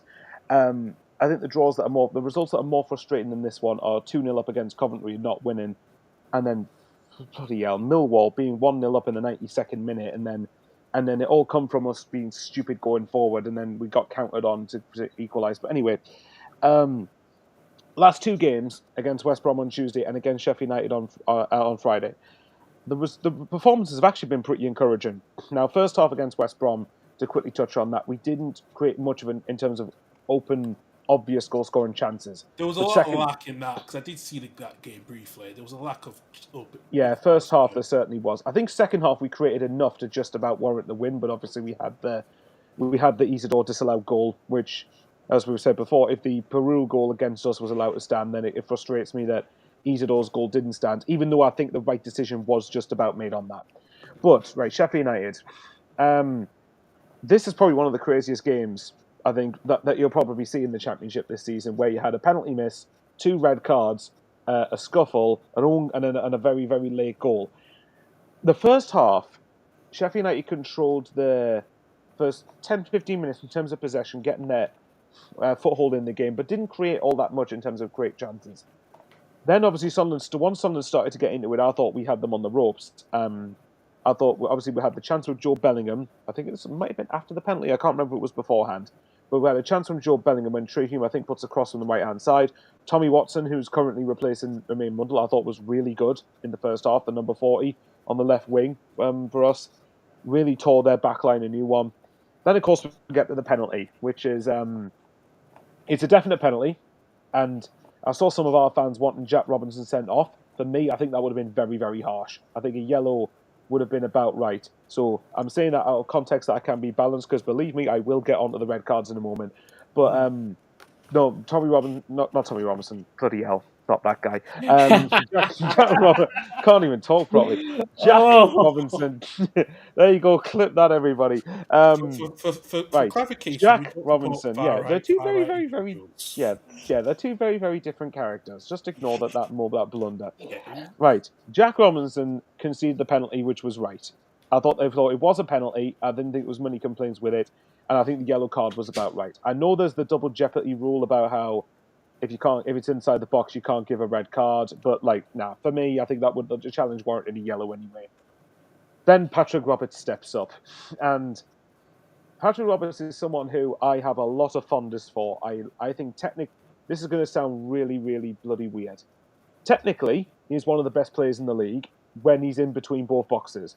When he gets into the final third, he then seems to have a Vincent Tan level brain fart and doesn't know what to do in terms of having a shot on target or when to pass to somebody else. Now, in his first couple of games after Jack Clark was sold, he was very good. But he's since reverted, and he had, a penalty? He scored a penalty at Plymouth and had 3 assists, I think, which is decent for him. But I'm starting to get the point now where I'm getting a bit sick of a lack of an end product from him, and that's coming from someone who likes him a lot. So if any of you guys want to take him on loan for the second half of the season, go for it. I'm sure Nathan wouldn't complain with him at Cardiff. Yeah, a bit of actually, technical. no, Happily. yeah, I'm out. Yeah. Yeah. No, I like Patrick Roberts, don't get me wrong. When he stepped up, I'm not going to say that I knew he wasn't going to score because I think that's revisionism. I did fancy him to score. But obviously, and to be fair, it's not the worst penalty in the world. I think Michael Cooper deserves a bit of credit for getting the save right, gets it low down onto his left, Roberts' right-hand side. And that's a big moment in the game because it keeps Sheffield United on level terms at that point. And I think if we'd have scored that, we would have been the first team since QPR, I think, to score at Bramall Lane.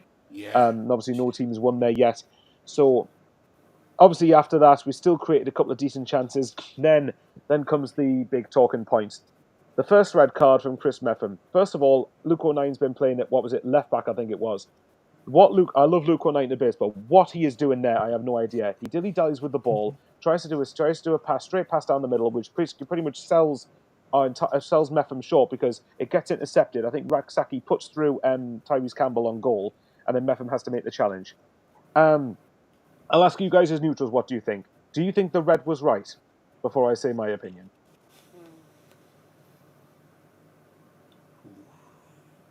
You can say whichever way you want. I won't be bothered either way. If you think it was a red, then go for it. I don't think it was for me.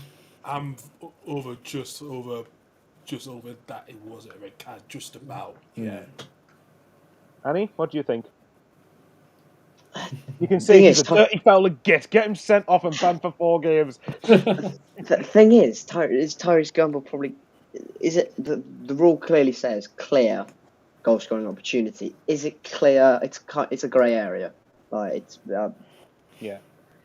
I'm not sure. I was waiting to see what you guys said first. Yeah, sorry, I think from the referee's point of view, he sees Tyrese Campbell kind of clean.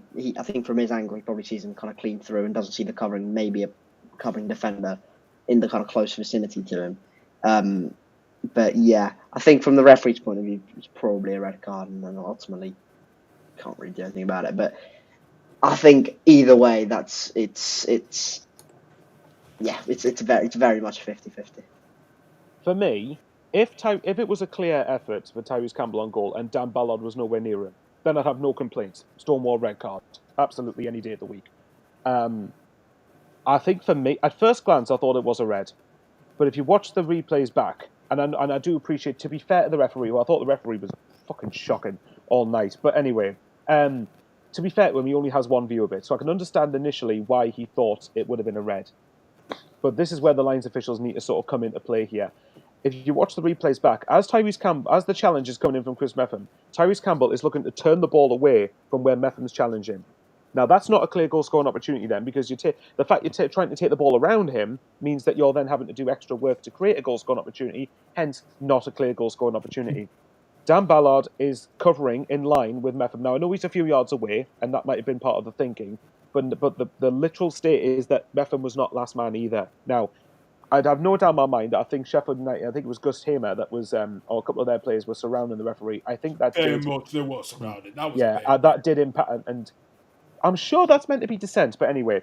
It's supposed to be for dissent because if you get into more, it's dissent. That's what the rules were. Then there you go. Then so a lot of them should have been yellows, but we know what the referees are like. For me, it was a yellow. I don't have any complaints with the free kick being given. I don't have any complaints with a yellow being given. But for me, I don't think it was a red card. Then obviously we get to I keep forgetting the name. Harry Suter or John Suter. I keep getting them mixed up. Harry Suter, yeah. There's no complaints about either of his 2 yellows. I thought both of them were yellow cards. Now, the thing that frustrates me is, in a game of that magnitude, because that was probably game of the weekend, Sheffield United versus Sunderland, I don't think there was any derby games in the weekend, so obviously that's the only way it wouldn't have. So Sheffield United, Sunderland. So at that point, it was, 3rd versus 4th, I think it was. That was a massive game in the Championship, and I can imagine Burnley and Leeds fans would have been watching that as well. The fact of the matter is, for me, second half, that should have been 10v11. For me, it should have been 10v11. And I think that changes the context of the game completely. I can understand again. It's that referees only get one view of it. So I'm trying very hard not to just make this about the referees, but I am starting to get to the point where I'm getting really sick of the standard in this division because. To fair to Sheffield United, if I could quickly go through the second half. Second half, we had the great chance with Wilson Isidore when he dispossessed Sheffield United in the box. But it's a typical story of Sunderland recently where we are having the chances and we're not putting them away. Now, I'm much more worried if we're not creating them to begin with, but we do need to start learning to bloody score and learning to hit the target. I wasn't very impressed with the defending and the goalkeeping for Sheffield United's winner, but I want to stress I'm not a goalkeeper, so I'm not the best person to comment on that. From Tom Davis's point of view, apparently that was the first time he's played, what is it, in 18 months? So from his point of view... second appearance. Yeah, okay. So from his point of view, that's great to see. I'm annoyed it's obviously against my team, but it's great to see. And I'm not going to get into this whole nonsense of Sheffield United celebrated like they won the league.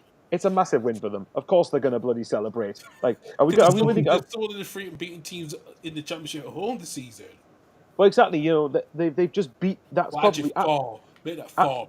Yeah. Yeah, I was going to say, well, look, they've beaten... That's the first decent team, I think, like properly, a team that is expected to be up there that's got a Bramall Lane. And they've beaten us, which is fair enough. That is a huge win for them.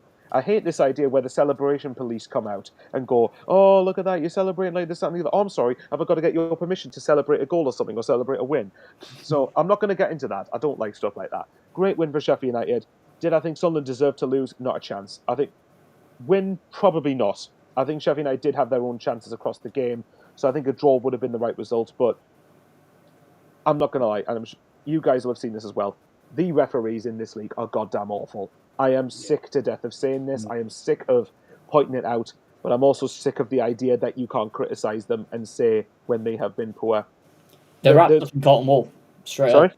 They're wrapped up in cotton wool. Yeah, but... no accountability, full stop. No, absolutely. And to be clear, there's a very fine distinction between criticism and abuse. Abuse isn't on, and that's not going to... I will not condone that. It's in the middle. It's fair. Yeah. Well, no, exactly. Like, look, obviously people say things in the heat of the moment, and I shout F and C and all that stuff at the referees at games. But, you know, in the bottom line is they're human beings, and I completely get the balls they've got to do it. But I'm sorry, like, I know that VAR's got its problems, but I am really starting to get depressed now with the amount of referees that want to make the game about themselves and don't have any accountability to be better and to not make these decisions. But I will say this, mind, it's not just on them. The Lions officials have got to start doing their bit as well. Because I know what they're doing. They just get their bloody flag and just wave it slightly and go penalty, yeah, all that stuff, and then they don't have much accountability for decisions. So it's starting to get the point where not just take out Sunderland out of it. Say Cardiff, for example. Cardiff could get bloody... I wouldn't surprise me if Cardiff could get bloody relegated on the back of a controversial decision. We've already had it before, so why not have it again? There you go. You've just backed me point up even more. So, yeah, something has to be done about it. And the Championship, I think, correct me if I'm wrong here, and I could be talking bollocks here. Is the Championship something like the 5th most watched league in the world or something? Yes, it's in the top 5, yeah. Yeah, so there you go. So you got Premier League, La Liga, Bundesliga. Yeah. Liga in France, is it? Liga is well below that now, well below that. No, okay then. I'll try. Which would I know Serie A, and probably we're probably just behind Serie A, probably the top 10, but at least we're not far from it. Yeah, because Well, yeah, because there's a lot on the line in terms of, especially when you're battling to go up to the Premier League and the money that's involved in that. But obviously, it's because, as you guys know, being in League One is fucking shit, and obviously being in that division can kill a lot of clubs, particularly clubs. Well, probably all 4 of our clubs here are too big for League One. So yeah, the point is, it's too big a. I don't know whether I want VAR in it, but I want a better standard of officiating. I really am I don't think we'll get the best standard of officiating because, listen, the PGML is I don't think we will either, unfortunately. I think the PGML is under a lot of pressure after what's going on with David Koo. And I think now this is the turning point, especially, we'll come to these in a bit, because and now he heard the allegations, he booked Alioski in the game against West Brom for. It kind of makes more sense now as it came to a thought, because the way he booked him, Alioski, Alioski should have got a bit of a warning, but I think the standards of officiating is now being open because of everything with David Koo, and I think Harold Webb is now under pressure of really getting consistency and being more transparent, and I think we don't have that much with the Mike Watch that you do in the Premier League, that we don't have that in the Championship because we just could, And I think it's closed door. It's like closed. It's like a members club. We don't know anything about what the referees, officials are deciding in the lower leagues because because we're not getting any bit more. The thing is, eye to it, it's not deemed as, unfortunately, probably it wouldn't surprise me if we're not getting the more attention in terms of the referees or VAR because it's just not the Premier League. That's Exactly, unfortunately and I think probably that's what what it is, it is. which Yeah, it shouldn't be judged that way. And by the way, to make this absolutely crystal clear, so nobody thinks I'm just being biased, I'll name a bunch of decisions that have gone for Sunderland that have been quite contentious at best this season. The penalty we got at Plymouth, for me, wasn't a penalty. Trey Hume arguably could have been sent off against Middlesbrough. I don't think he should have been, but there's an argument for that. We should have conceded a penalty against Hull when Metham handballs it. There's at least a couple of other ones that we've had. The referee arguably getting in the way for our winner at Hull, even though you can interpret that whatever way you want. Like, we've had decisions that have been utterly abysmal, and I'd like to think I can call it out when it's gone in our favour. So it's just shite. The standard of officiating is absolutely shite. And again, I'm trying very hard not to cross the line of abusing because again, they're human beings and I understand the job they've got, and they have got a harder job, to be fair, than what you have in the Premier League. And even then, they managed to get it wrong when bloody VAR's in the building to use in those games. Actually, for Annie, for Nathan and Annie particularly, obviously, because what do you two think about the standard of it in this division? Or, well, I suppose you could say across the EFL or this country in general. In my opinion, it's absolutely shocking. Like, the amount of decisions that have just completely gone against us since the dawn of time is just absolutely shocking. Like, we got relegated from the Premier League because of about 6 really dodgy decisions. Yeah, I remember it was that roughly up that 5 to 10. I was like, bloody hell, you got treated badly. Was it that Chelsea home game in that year in the Premier League? I think it was. It was, yeah. Yeah, I thought so. That was one of them, yeah.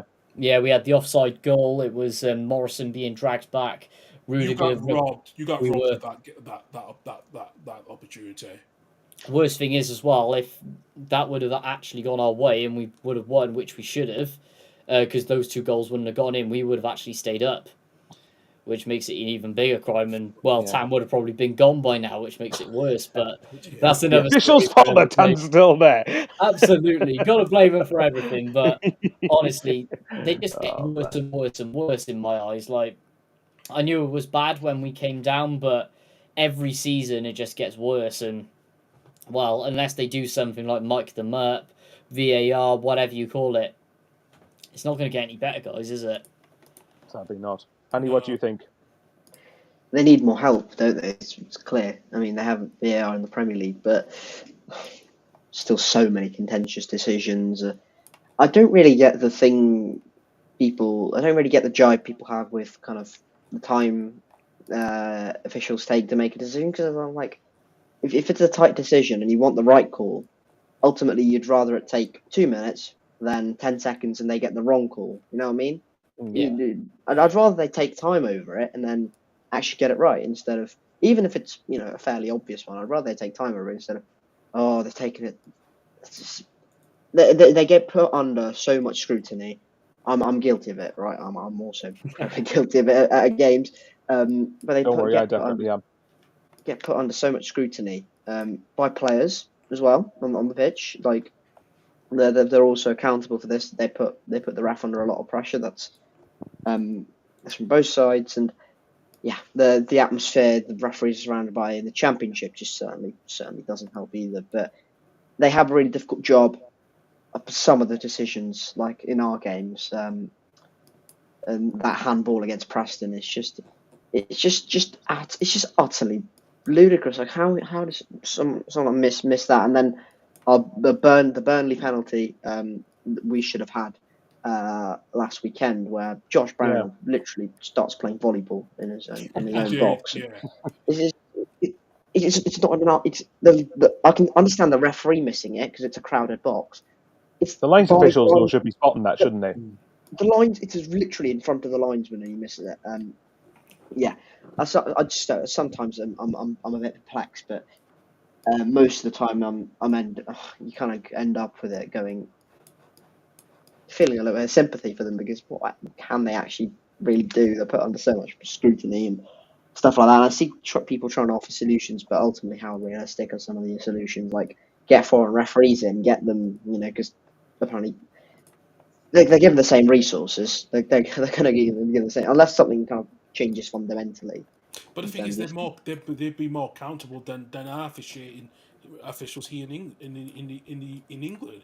So they've been held to a higher count, but at least they've been a bit more like on it than ours. I think don't know. I think one more thing about referees, and this is not just this is nothing to do with the Sheffield United game, probably not, but it's a general thing.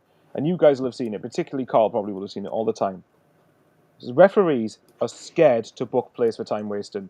And it is something that is really starting to grind my gears. And I'll name 2 Sunderland games as an example. When we won away at Luton about a month and a half or so ago, Anthony Patterson was booked for time wasting. Fine, no problem with it. Simon Moore in the game where we were down to 10 men at QPR, he was booked for time wasting. That's absolutely fair enough. As long as they're consistent the other way around, I haven't got a problem with that. Because it is something I would like to see less and less of in the game. I understand why teams do it if you can get away with it, but the accountability's got to be with the ref or the linesman to start going, right, come on, this is getting ridiculous. Yeah. Mm-hmm. And I'm not talking about time wasting so much when you're 1-0 up in the 85th minute or anything. I'm talking about teams, and all 3 of you will have seen this, when a team comes up to your place, time waste from the 3rd minute, takes, I'm going to pick the ball up, I'm going to go here. No, I think I'll go back the other way. No, I think I'll kick the goalpost. I'm like, just kick the bloody ball, mate! Like it's something that really starts to annoy me. And the refs, time and time again, overlook it constantly and conveniently look the other way. So if you're going to pick certain situations to book goalkeepers in particular for time wasting, book them. If it happens a few times, give them a warning, give them a booking if they do it again. If they do it again, give them maybe a final warning, do it again, get sent off. That's the only way people will just get discouraged from doing it. I don't blame players for doing it if you're going to get away with it, but officials have got to start doing that. Sorry, Annie was going to say something there. This literally happened yesterday with the Argyle goalkeeper, Dan Grimshaw. Someone next to me, very unofficially, just kind of looked at the counting on their fingers, like the number of seconds it took for Dan Grimshaw to walk over very, very, very casually, get the ball, place it on the spot. You know the things goalkeepers do that make absolutely no difference when they like scruff up the pitch next to the ball. It makes no difference. Not making a little hole or anything. It's just does that. It stamps on the post. Solid 35 seconds wasted whilst it's 0-0 and it's like in the 45th minute. As Michael said, it's a different story if it's you're 85 minutes and you're 1-0 up away from home or something like that. That's a different story. To do it in so early on in the game, and I'm not digging out Plymouth here. They did it on a couple of different occasions with throw-ins as well. They took their time. The problem's the ref for not calling it out. Not fair enough to them. They took advantage of it because away with it. You're going to do it, and there's no sort of warning either from the referee. So it's just kind of like very, very lenient over something that should ultimately be punished with a yellow card and a caution. But that consistency. I suppose the consistency is hard to get because you don't have the same referee for each game. So each referee has a kind of slightly different bar for the kind of a yellow card or time wasting and stuff like that. So it's quite hard to get consistency in that sense. But still, there should be that same kind of threshold of what should be quantified as a yellow card or a free kick or set red card or whatever, or a corner, whatever it is. It should be the same threshold, same kind of that block should that ultimately those are the non-negotiables, and the big problem is we don't have that, and that's really costing a lot of teams. Yeah, absolutely. Just one last thing to say quickly on our result, right? So the last thing I'll say is it's a big win for Sheffield United. For Sunderland, it's obviously 6 without a win, but I'm not too concerned at the moment because it's a very extremely passionate fan base for mileage, I suppose. But I think too many of our fans are forgetting, like, guys, every club goes through a dip. Even clubs that are going for the top 2. Last season, okay, granted, Leicester had about a 10 million point lead ahead at the top of the table at this point, but they went through a really, really bad run. As you guys remember, Ant was getting very stressed about the idea of potentially not even getting in the automatics because of how bad a run they were getting. Ipswich, who finished second on 96 points, had a run midway through the season of 1 win in 9. So, like, this happens. You've just... Whether we get, I still don't know whether we're going to be top 2 contenders longer term and later on in the season. All depends if we're going to keep ourselves in the mix for now. I'll say this though, from having watched us play everyone pretty much that's up there now, I will comment this about Sheffield United. I've watched them play about probably 5 or 6 times now, And I have to be honest, I've not been overly convinced by them on one single occasion that I've watched them. Like, obviously, you got the other night. Take that out of it because it's against Sunderland, obviously.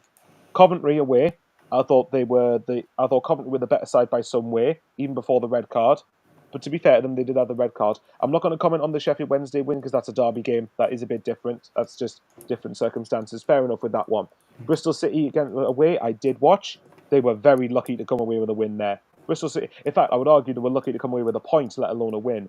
Bristol City were the better team for a lot. I watched them away at Ellen Road, and if Leeds won 6-7-0, then I don't think Sheffield United could have complained. Now, I'm not saying that to make it sound like that they're terrible, because they're obviously not. Chris Wilder's obviously done very well in a short time to get them turning around from what they was at the end of last season. They'll definitely get top 6 because they will have the size of the division and will get there.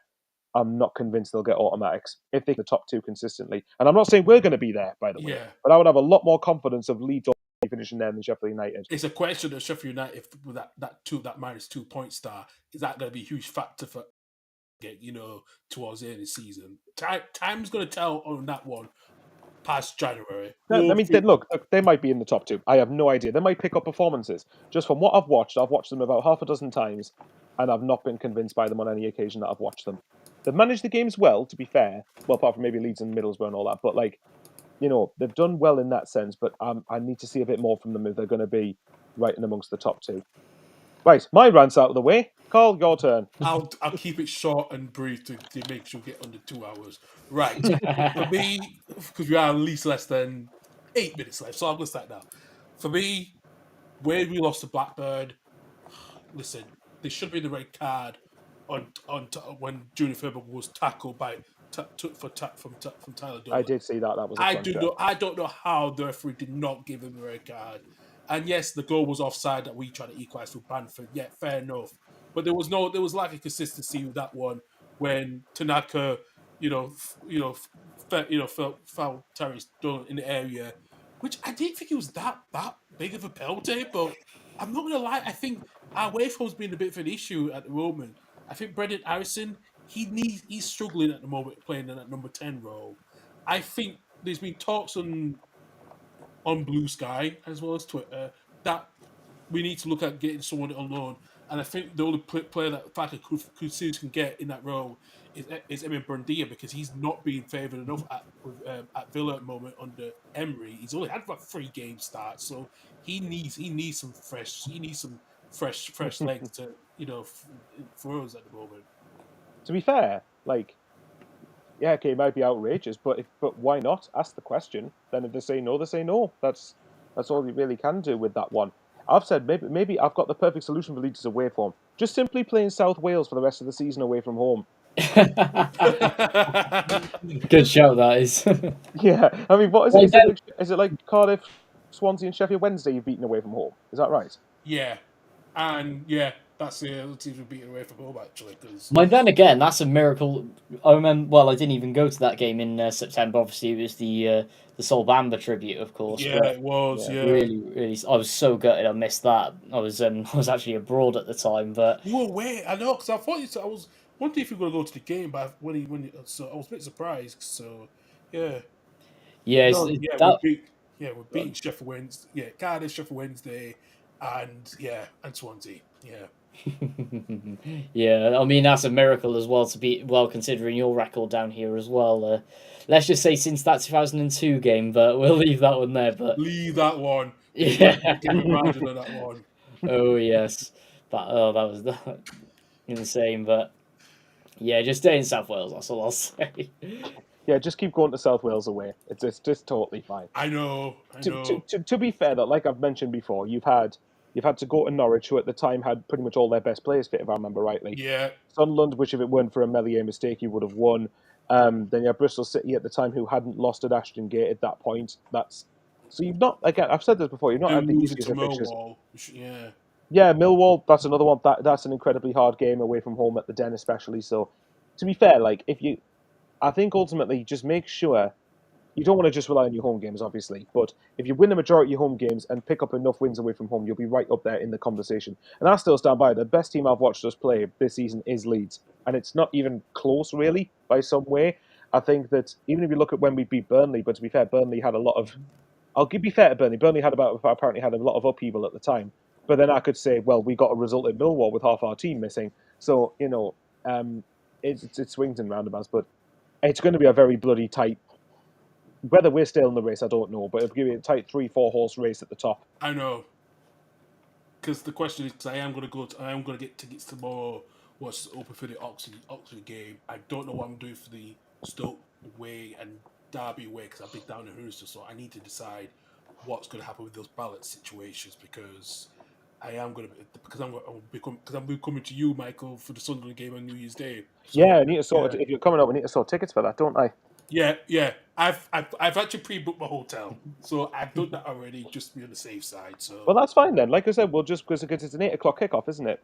yeah, and I'm 8 right p.m. next to the kickoff. stadium, so don't Oh, is the hotel next to the stadium? Yes. Oh, champion then. That's fair enough. Well, like I said, we'll go into town, watch all the footy and stuff, and then just watch Leeds Blackburn. I think you play on that day, don't you? So yeah, we do. So I will find a way to watch it. They'll be live with Sky Sports Plus anyway. So well, you'd like to think so, wouldn't you?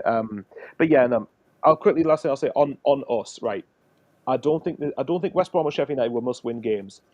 I'm starting to get the impression our next 2 home games coming up, if we're wanting to still be in the pack for top 2, let's say the next 3 games, which is Stoke at home, Bristol City at home, and Swansea away, I get the impression we could do with 7 points, probably. What order that comes in, I have no idea. Well, to be honest, the draw will be against Bristol City, because it's always a bloody draw whenever you come up here. So if we draw against Bristol City, then we'll beat Stoke and Swansea, happy days. absolutely as well. Absolutely. Right. Do you know what, Addy? We finished the last of the best. I know you want Go on then. let you finish off. Plymouth punished for time wasting and we score 4 goals. Even better. I know. Listen, what some of the performance yesterday against winning 4-0 against Plymouth. I'll start with Plymouth. They are comfortably the worst team I've ever seen at Ashton Gate. Comfortably. Hold on. And I'm sure. Once again. And I'm sure any Argyle fan watching this would agree as well. They were dreadful. The 25 shots yesterday, City. I'm trying to remember the chances. So this is chronologically. A free header from Jason Knight from a set piece. Scott Twine hits the post. Scott Twine goes that far away from the post with a shot. Mehmeti has a shot saved. Dan Grimshaw pulls off a triple save from point blank range. Mehmeti has another shot saved. It was genuinely bizarre to watch. Like it was one team trying to control things, trying to create chances, and the other just kind of staying there and relying on Ryan Hardy to hold up the play and get Mumba and whoever it was up top for Argyle and get him kind of in behind. It didn't work. And as soon as we scored, and I'll be honest, a bit of a scruffy goal, but the 5 minutes preceding that goal was intense. It was complete. We were just camped in their box. It was genuinely ludicrous to watch. My eyes did not go on the other side of the pitch. It was Zach Viner and Rob Dickey and Luke McNally camped halfway inside Plymouth's half. It was a complete obliteration. The goal goes in, and then you kind of just look at it going, we might score quite a few here if we go about it the right way. And yeah, we did score quite a few. Mehmeti with a beautiful goal for the second one, and a third goal, I think, is that Mehmeti again from the edge of the box. Nice finish. And Sinclair Armstrong, good for Sinclair Armstrong because he hasn't scored in a while, and he's been out of the team in Funaki Wells, and the fact that he's come on and scored is pretty big for his confidence. And yeah, we're ticking along nicely. We're kind of on the fringes of the top 6. Those 2 defeats against Burnley and Watford, should we have lost either of those games is debatable. Certainly shouldn't have lost that Watford game, to be honest. But that Burnley game, kind of tight, 50-50 either way. But yeah, just a general kind of feeling of if we could have turned some of those defeats, one of those defeats into 3 points or something, we'd be in a not nice position. But what I get from this Bristol City's team is we are our ability to create chances, not just stay in games, our ability to create chances against anyone in this division is there. We created a chance against Leeds, Sheffield United, Burnley, Watford, Middlesbrough. We won at Middlesbrough, we won at Norwich, got a draw against Leeds, should have won against Sheffield United. God knows how we didn't. But there are certain aspects of this team which I just love. Like yesterday, it was Jason Knight and Max Bird in midfield because Marcus McGuane was out injured. They ran the show. It was ridiculous. Like Jason Knight is, I'm sure. Look, there'll be a lot of praise for some top midfielders in the Championship. And off the top of my head, Tanaka, Laurent, Brownhill, Chris Rigg. Some really top midfielders in this league. Jason Knight is certainly amongst them. Bloke runs the game on his own, on his backside. When Bristol City are under the pump, and I love Max Bird, but sometimes he can go missing a little bit. Knight instigates the press, carries the ball up the pitch, wins us fouls, is one of our real creative threats as well, which he's got massively improved upon since arriving last season. This club captain now as well. He's going to be a Premier League player sooner rather than later, I reckon. I'm hoping that's with us, but the cut of the jib of the Championship, probably not. But yeah, we have a group of players now. We've got quality, and we've got team spirit, and we've got that general feeling of a team. So yeah, I'm very happy. But ultimately, at the end of the day, Argyle are dreadful away from home. That's not even an opinion. That's just blatant fact. Yeah, it's just fact. That's not even. They're dreadful. They're dreadful away from home. I don't think that constituted a sound effect because it's just. It kind of does if it's a fact, mate. It's a fact. I mean, what you needed for that was Ant to come on here and slag Coventry off every 5 minutes. Yeah, I know. Yeah. I think you used that a lot when that was. Annie, here's a question for you. Well, 2 questions. 1, do you think Plymouth will go down? And 2, do you think they'll win an away game this season? Well, actually, any is can answer that. No. I don't. They'll win an away game. Yeah, I agree with that one, game. but not they will go down. I think they'll win away game. I think they'll go down. I don't know. I don't think their home form's going to be good enough to keep them up if they're not going to win many away. Thing is, unless they get rid of Rooney and borderline, I think. I had trust in Schumacher. I think a lot of people have trust in Schumacher to win home games. I don't have trust in Wayne Rooney to win home games. If you know what I mean. I don't think he's a dreadful manager. But Argyle, I think someone on TalkSport said this. Like an Argyle fan came on and said, "This is not a Wayne Rooney problem. This is not a Steven Schumacher problem. This is a Plymouth Argyle problem. This has been like history and like decades of being dreadful away from home." Whether that's a psychological thing in terms of the players, but I don't know how that translates, because of decades of different groups of players. Maybe it's just a geographical thing, Plymouth is so far isolated from literally everyone else. Yesterday was their shortest trip of the season. I still think it was about 2.5 hours, 3 hours, which is still, a bit of a trek. So I don't know. I don't know if Argyle are going to go down. I think they've got enough quality in there. To be fair, yesterday they were missing a lot of players, and bizarrely, they didn't start Andre Gray.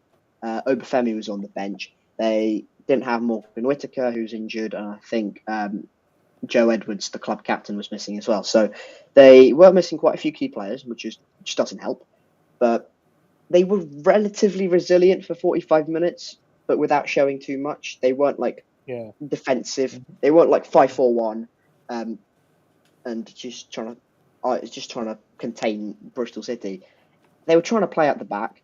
They couldn't do it, and then when they couldn't do it, they kept doing it until it didn't. And kept doing it until it failed, and then we eventually scored, and then all hell broke loose. But still, they were disappointing purely because it felt like they were never in the game. They never, in my opinion, they never carried a threat, despite having on the pitch at several points during the game some relatively good attacking players like Michael Obafemi, like Ryan Hardy, like Bali Mumba. And I think at one point they had Bundu on as well. So they had some good attacking players, and they just never looked like scoring. How they compare against some of the other relegated teams, I don't know. Against some of the other teams down near the bottom, I don't know. Do they have as much quality as a Hull?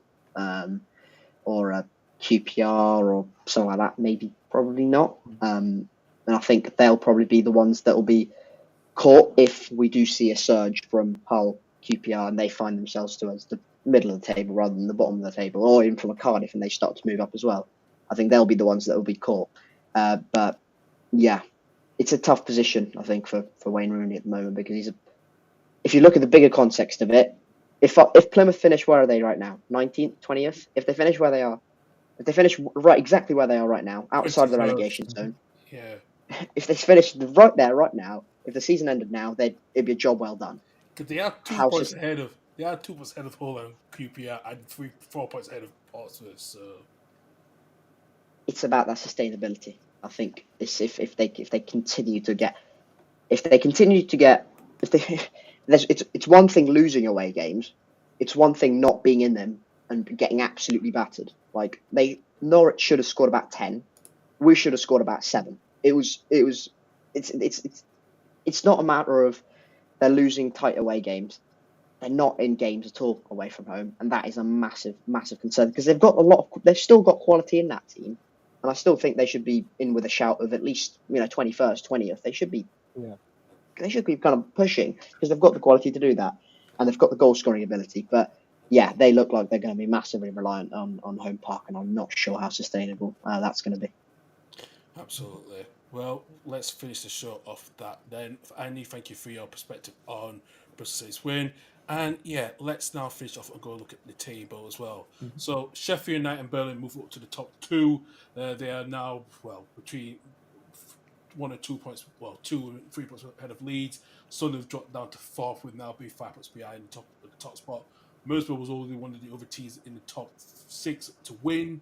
They move up to 5th, while Blackburn and Norwich City are now closing the gap between West Brom who are behind 8th and 9th. And also in the bottom half of the table, not a lot of teams from 16th place got a win at the moment, despite some of the other teams got the draws. But at the moment where they are, Portsmouth, QPR and Hull City still in the bottom 3. Gentlemen, thank you very much, always. And Nathan, thank you for joining us tonight as well. Really no worries, man. Thanks for having me on, bud. Yeah, and we know everyone where they can find you. It's on the screen at MIMYT on Twitter. And yes, you could be going away tomorrow. I hope you have a good time away as well. Yeah, likewise. Cheers, buddy. And also invite me onto the World Football Podcast at some point. Absolutely, yeah. Everyone's invited. And just drop us a DM, guys. We'd love to get you all on. And enjoy the shenanigans. Perfect. Here's one for shenanigans. Do you think Nathan's going to be on more times than Ant this season? What's that? Is Nathan going to be on this show more times than Ant is this season? Hopefully, we'll. I'm sure that can be. It's only been on like twice, mate. So you're already halfway there to beat him. That's true. I'll congratulate you in advance when you come up to Sunderland and win 1-0 because the away team always bloody wins that fixture between us. So there you go. All I'll say is Mark McGuinness from last season, bang, what was it, 80th minute? PTSD, thanks, mate. Oh, bloody hell. Annie, Michael, thank you very much. Always, I'll see you guys. Thank you very much, lads. Next week. And Annie, if Bristol lose next week, either you come on or you don't come at all for the rest of the year. No. If they lose any game in the next 3, then it needs to be the midweek game. Okay, that's fair. I desperately hope not. But on the same wavelength, we're playing Pompey, we're playing Sunderland, and then we're playing QPR. So if we're going to lose any of them, it will probably be Pompey away. So we'll see you there. More than likely. unless electricity's gone down again, you need to fill up the lights have turned off in our players' brains, more likely. Yeah, true. Well, fair point. Guys, thank you very much always, and we'll be back at the same time next week at 8 p.m. as usual.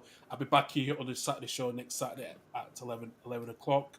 As usual, we've got all the games we'll talk about, and we'll talk about the aftermath as well between Man City, Liverpool against Man City next weekend as well. What a result today for Pep.